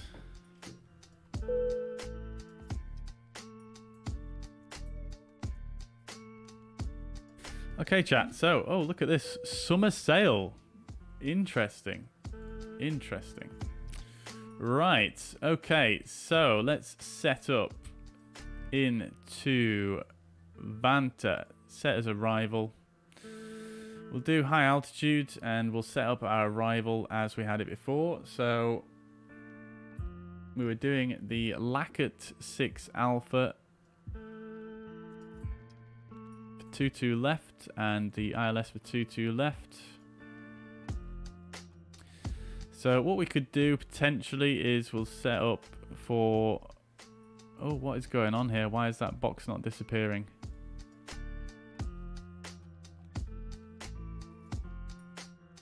Interesting. So maybe we go ahead and it won't let me select any of these fixes on the arrival, which I thought you could do, but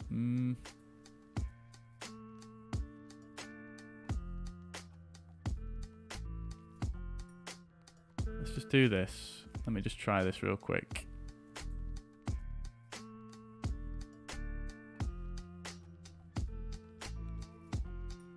Right. Okay, so that is kind of might roughly help us out a bit. What we'll try and do, I'm not sure if you can actually do this here, but let's just try it.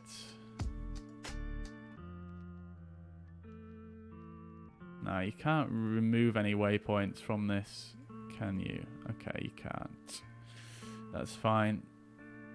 We'll put in 6,000. I think that's roughly where we're at.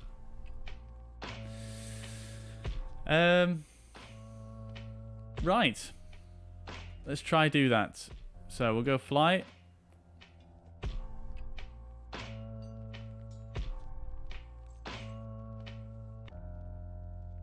And then we'll see if we can get set back up.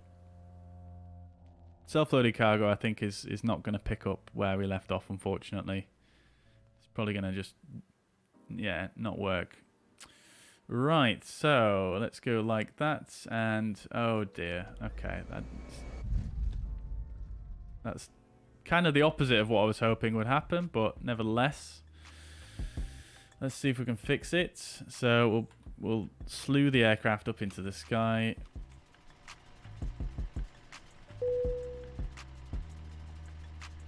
Not sure why dev mode's come on either.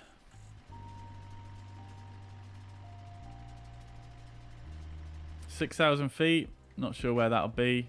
We're coming through the clouds, so somewhere around there potentially. Active pause is on, so let's do that. I'm going to reset my controls so they're all in the right spots.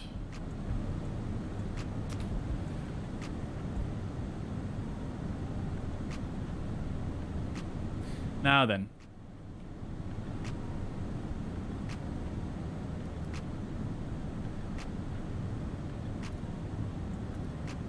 Okay, I can't start the APU. Let's just do this.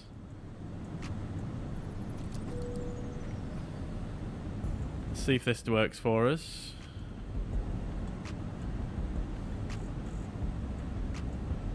Yeah. I don't think this is going to work, chat.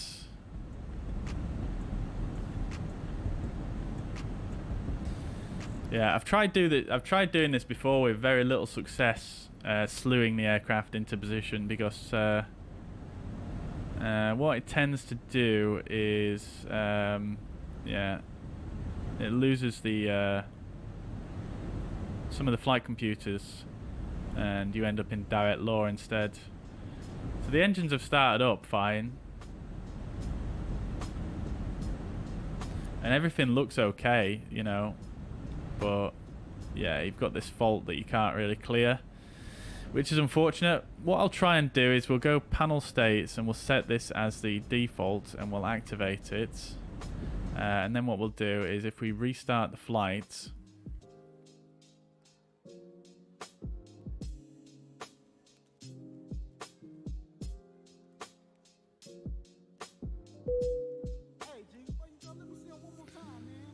oh my lord, it's done the same thing again.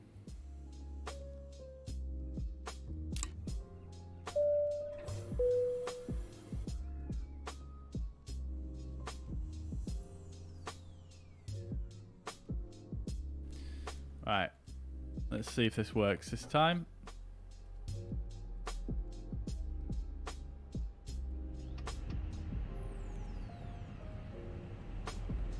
Oh, look at that. We almost managed to get 6,000 feet exactly.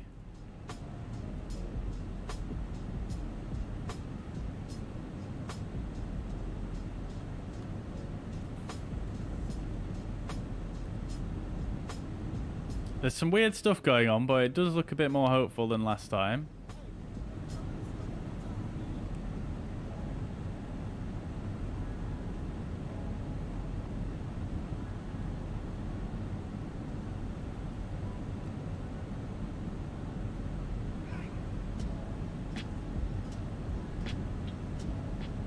Let's unpause it and see what happens.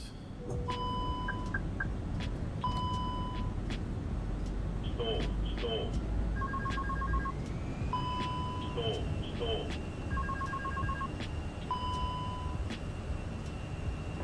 Right, okay.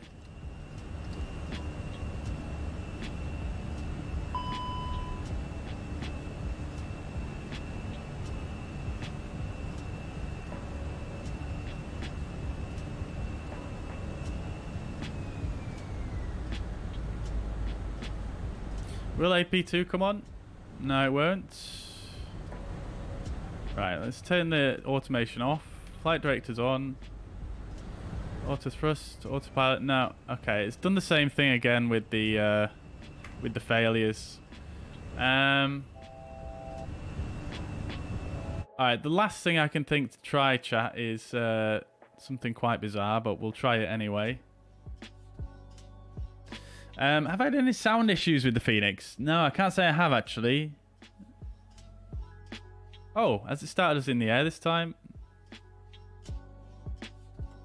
No, it hasn't. Alright, we'll let it start up anyway.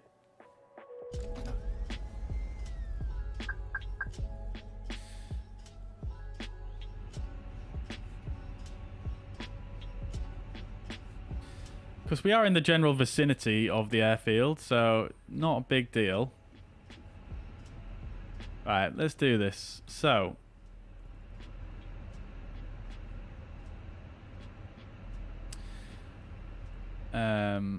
we'll do that.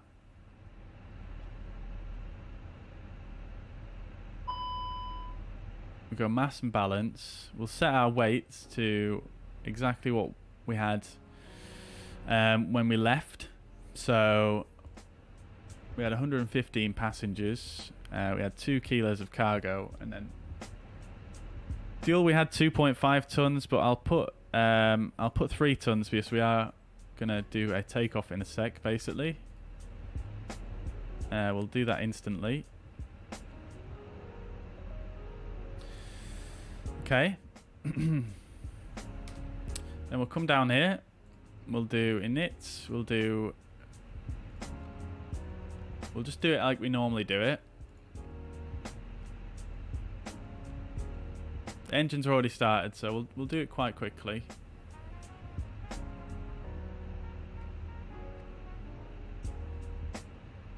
Don't mind me, just picking my nose here. Come on.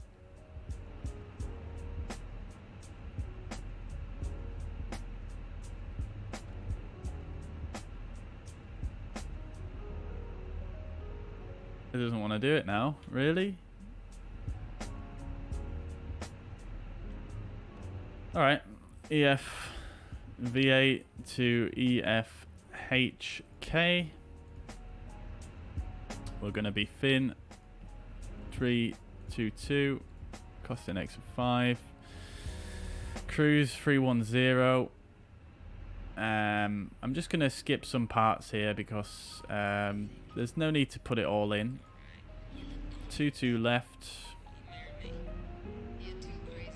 Lakut 6 Alpha. Inserts. We'll do what we did last time with regards to the manual.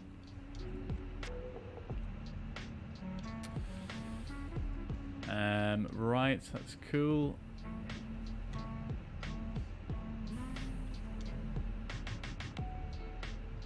Not sure why my views are going diagonally as well now. That's strange. AOC menu, receive messages, load sheets, accept 55.2 and 30.9.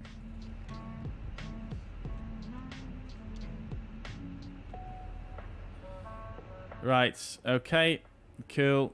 So what we'll do for takeoff because it doesn't seem like we can slew it into the air. It's not letting me do that. So what we'll do for takeoff, in fact, is we will we'll basically do a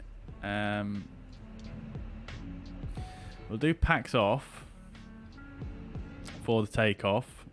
So I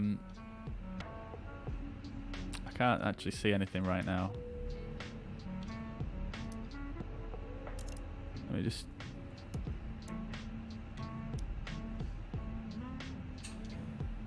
packs. Where are the packs?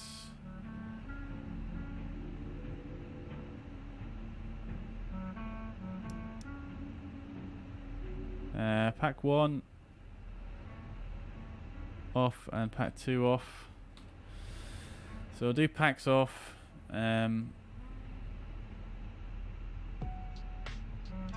117, and we'll do flaps 3.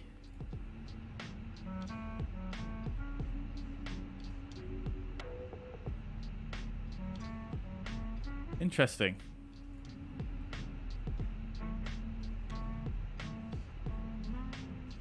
It's not much of a difference, really, is it? 124, 129, 132.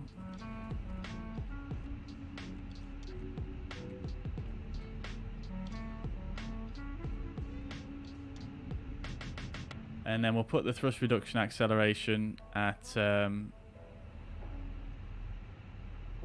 we'll put it really, really high. So we'll do 3000 slash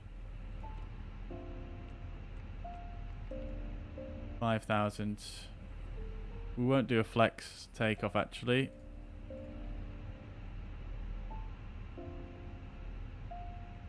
One, 2, 2, 1, 2, 8.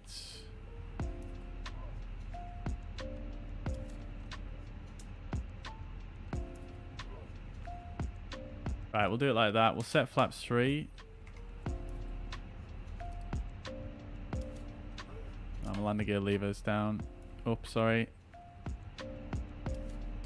Right, okay, so that's that set. Right, let's get up in the air and then we'll resolve the rest of the issues that we've got here.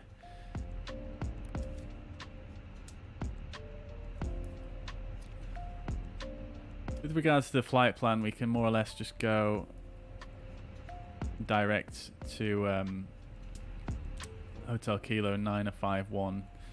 I think is probably the best option.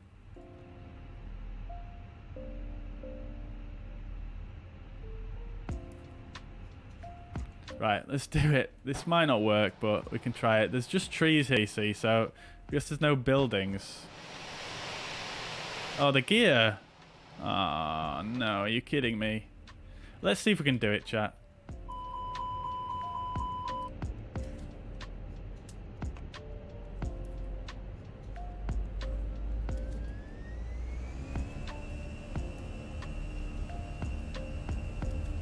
Do not try this at home. Terrain ahead. Pull up. 5. Terrain ahead. Pull up. Come on. Terrain ahead. Pull up. We just need a little flat section. Oh, it's not going to work, is it? It's too hilly. Up. Come on. Please. Please. Terrain ahead. Pull up. Terrain ahead. Too low. Pull up. 30. We're flying. We're flying. Ahead. 30. Pull up. Too low. Terrain. There we go. Terrain ahead. Pull up. Too low. Terrain. Terrain ahead. Pull up. Terrain. All right, we are. Gear up. Terrain ahead. Pull up. Oh dear. Let's go to flaps 1.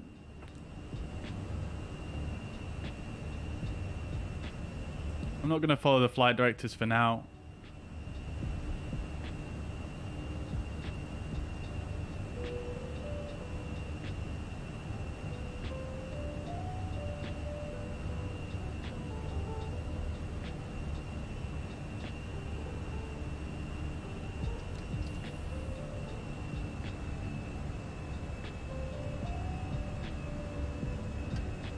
There we go. Oh, we've just about cracked it, chat. Oh dear, oh dear. That was rather interesting, wasn't it?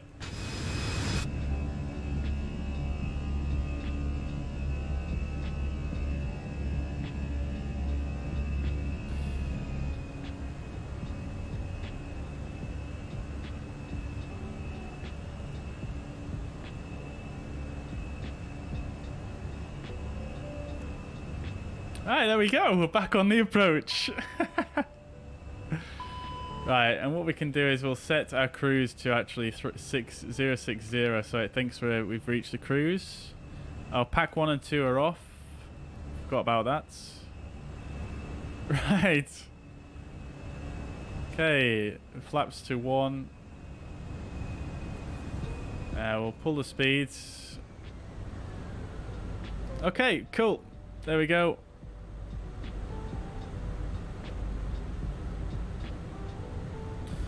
There we go. Right, we might be able to reconnect to VATSIM now. Maybe. maybe. Right, so let's get the... Let's reconnect.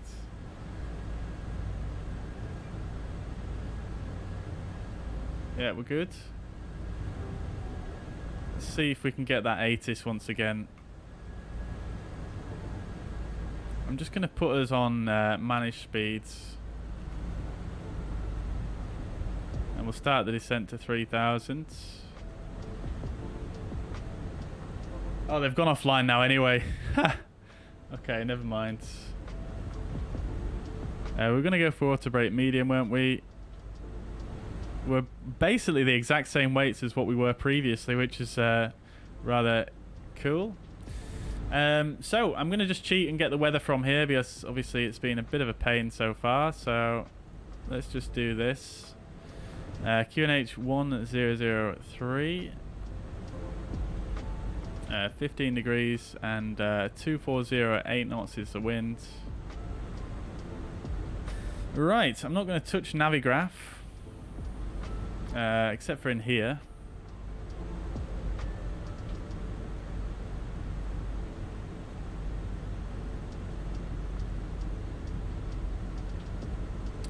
Right, approach. 22 left, not that one. We want 10-5. So 349er on the minimums, 349er. Right, cool. Right, fine, no worries. So we'll put in the QNH.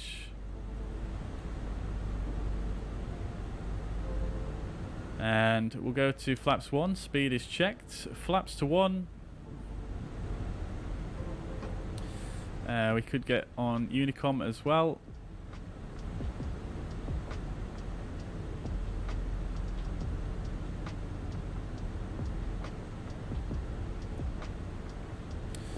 Okay. Oh, there's someone coming in here. Let's slow right down. So flaps to 2, speed check. We're going to be right behind them. I'm going to slow down to final approach speed now, I think.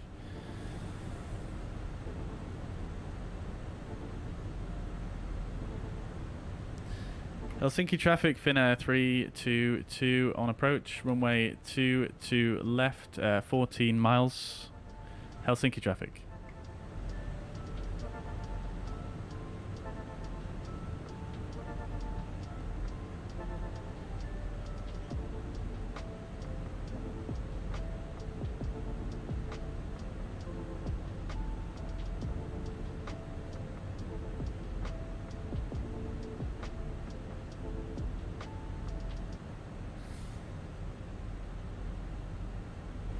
Right then, chat. That was interesting, wasn't it? Most professional stream I've seen you do. I know, right? Look, there he is. He's so close, but hopefully he's going a bit quicker than us.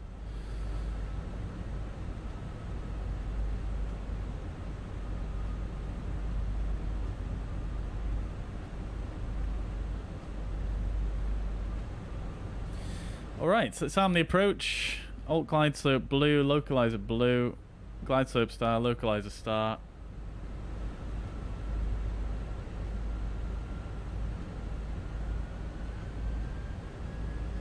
Right, let's assume we've done the approach checklist. Helsinki traffic 107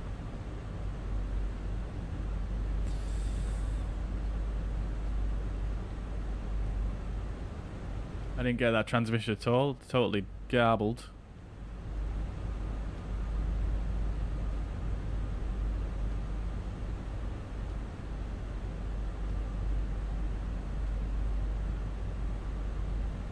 There he is.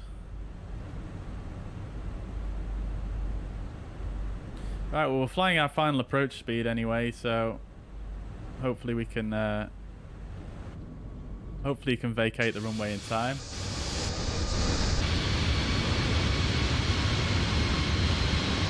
We'll go for gear down.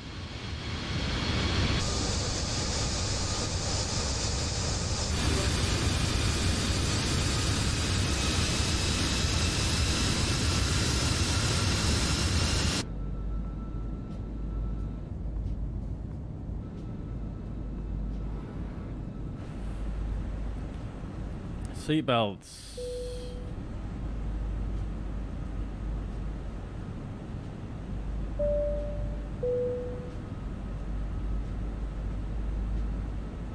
I think if he doesn't vacate the runway in time, I'll probably just disconnect the. I'll probably just disconnect from VATSIM. I don't want to ruin his day. We've had enough go wrong already.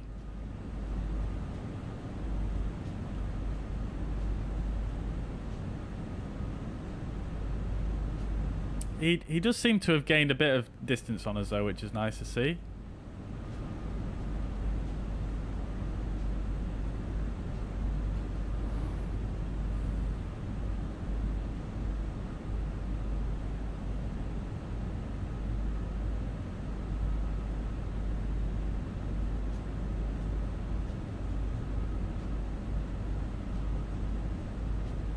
But to this landing after all this effort, we'll see. We will see. In fact, I'm just going to check my controls.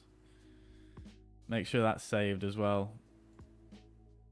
It did. Okay, that's fine.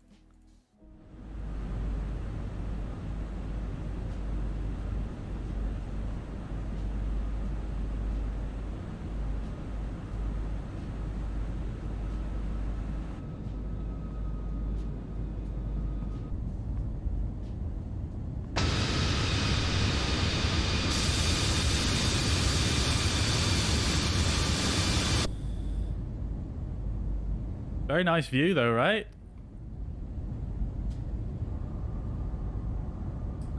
Speed check, flaps straight.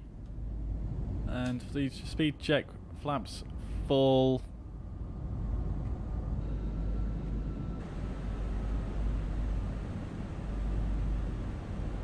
I don't see him on the runway. Helsinki traffic, Finnair 322, short final 3 miles, runway 22 left, Helsinki traffic. 1000. 1000 is checked. I don't see him on the runway. Maybe he disconnected? Crashed? Oh no, he's there. He's there. Oh dear. Yeah, I think I will just disconnect chat. I can't be bothered upsetting someone. Right. Okay, so landing checklist. Eco memo. Landing no blue. Landing checklist complete. Let's do it. I'm just gonna give the rudders a wiggle just in case.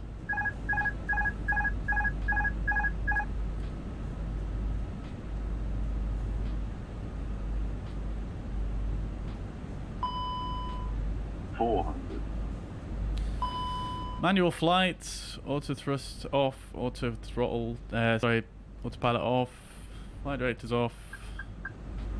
300. 100 above. 200. Minimum Continue.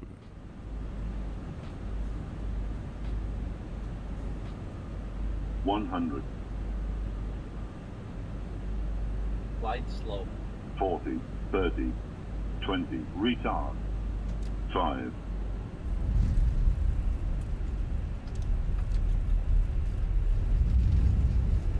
Not too bad. Spoilers, decel, reverse green.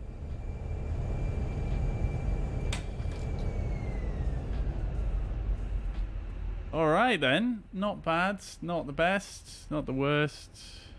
I'm going to swing all the way around for this exit.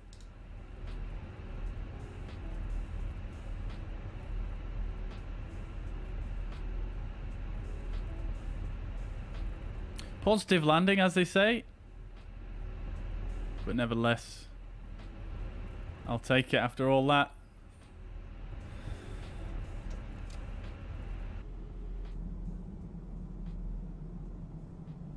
Get the flaps retracted and the spoilers disarmed.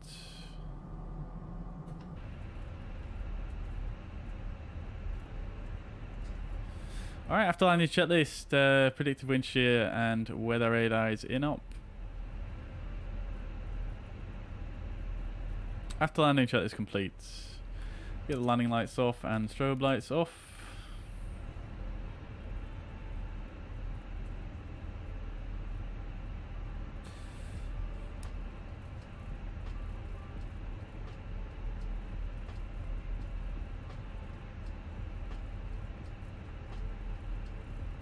Start the APU.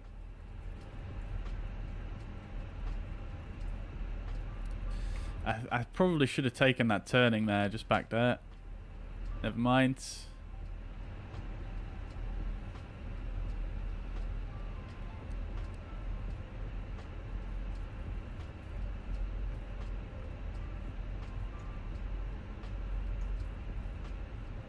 Alright. Fair enough. Fair enough. SimToolkitPro didn't record the landing either because the sim crashed and it won't have reconnected itself. God damn.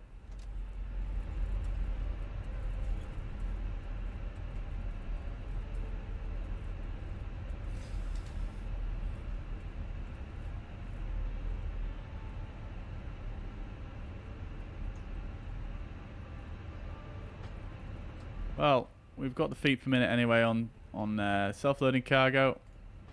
We're just going to close our eyes and pretend that guy's not there. He's missing half his cab.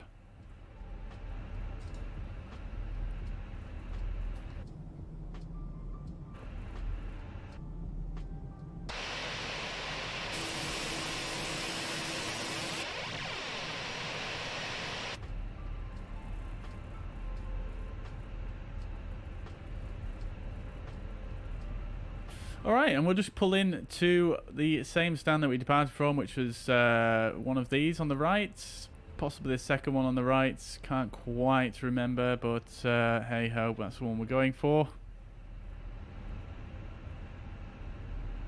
Nose lights and runway turn-offs off. 28, that's the right one, isn't it?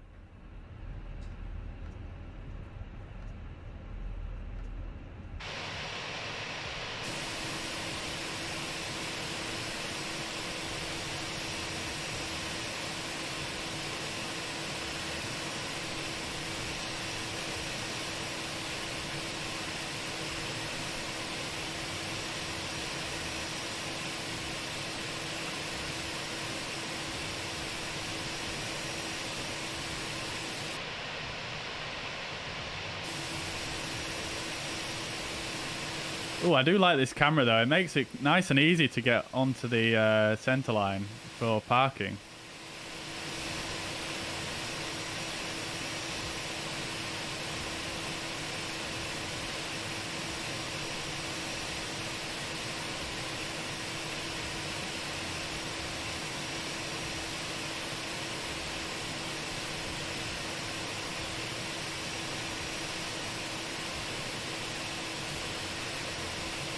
There we are. Parking brake is set. Shut down the engines. Beacon light off. APU bleed on. There we have it.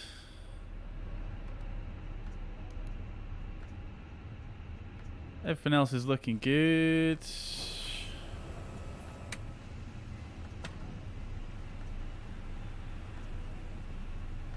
Let's deboard.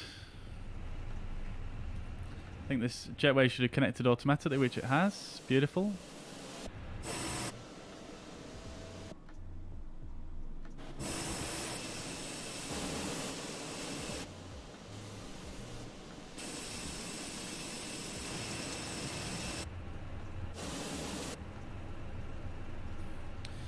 Get the ground power on, and we might as well just turn the APU off. Okay, so parking checklist. Parking brake is set, and we can actually remove that. Let the brakes cool down. We are on chocks, engines are off, wing lights are off, fuel pumps off. Parking checklist complete.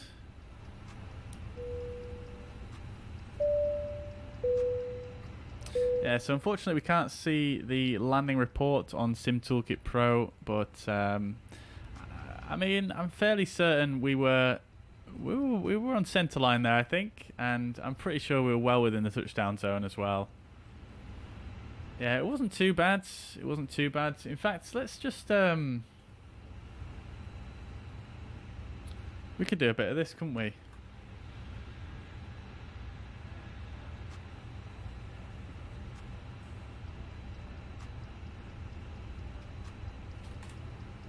Through the magic of YouTube, we can review the landing on YouTube. Through the magic of YouTube, we can review the landing on YouTube. So if we bring up the fuzz pad, we'll view it on there. So if we bring up the fuzz... Alright, here we go. Manual flight, auto thrust off, auto throttle, sorry, autopilot off, flight directors off. 300. 100 above. 200. So looking good here. Minimum. Continue.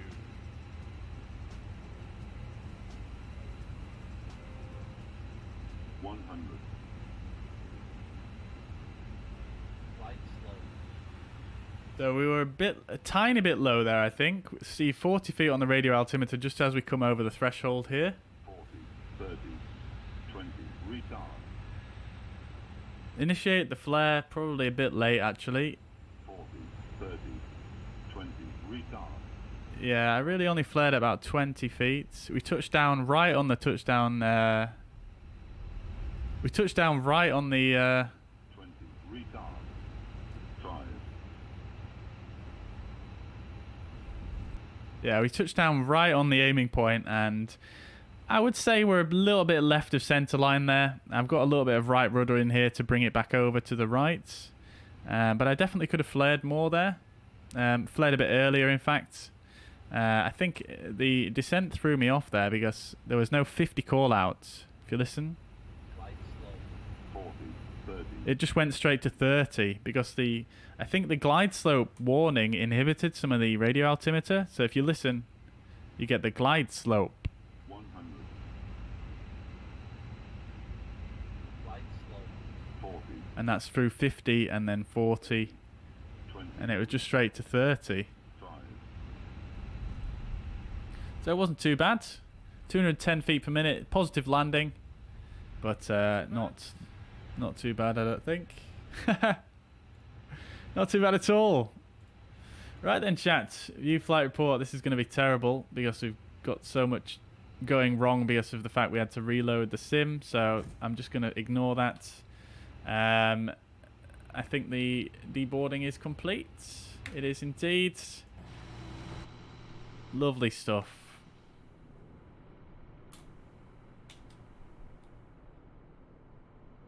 There we go, chat.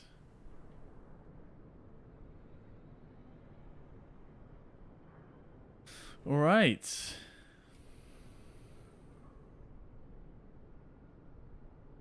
All right then, chat. Well, that was eventful, wasn't it? That was really something.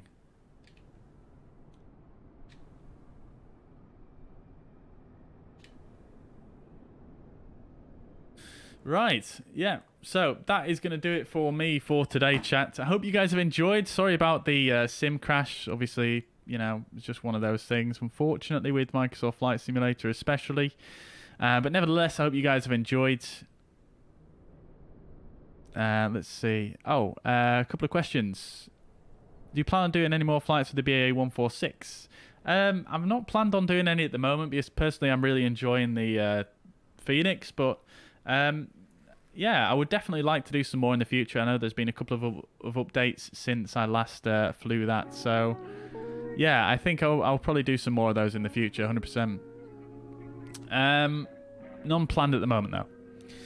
Thank you very much, Chris. Appreciate that. Glad you stuck with us. Glad you could join us today. Quick, nice landing. Thank you very much, dude. Welcome to the chat. Hope you're doing well. Is that the VKB NXT? Yeah, it is. Yeah, it's the VKB Gladiator next. Yeah. Better than a Ryanair landing. Maybe. Yeah.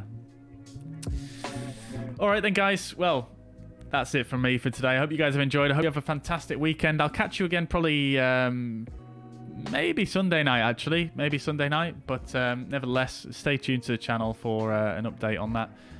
Hope you guys have a fantastic Friday, Saturday. Take it easy, and I'll catch you in the next one. Bye-bye for now.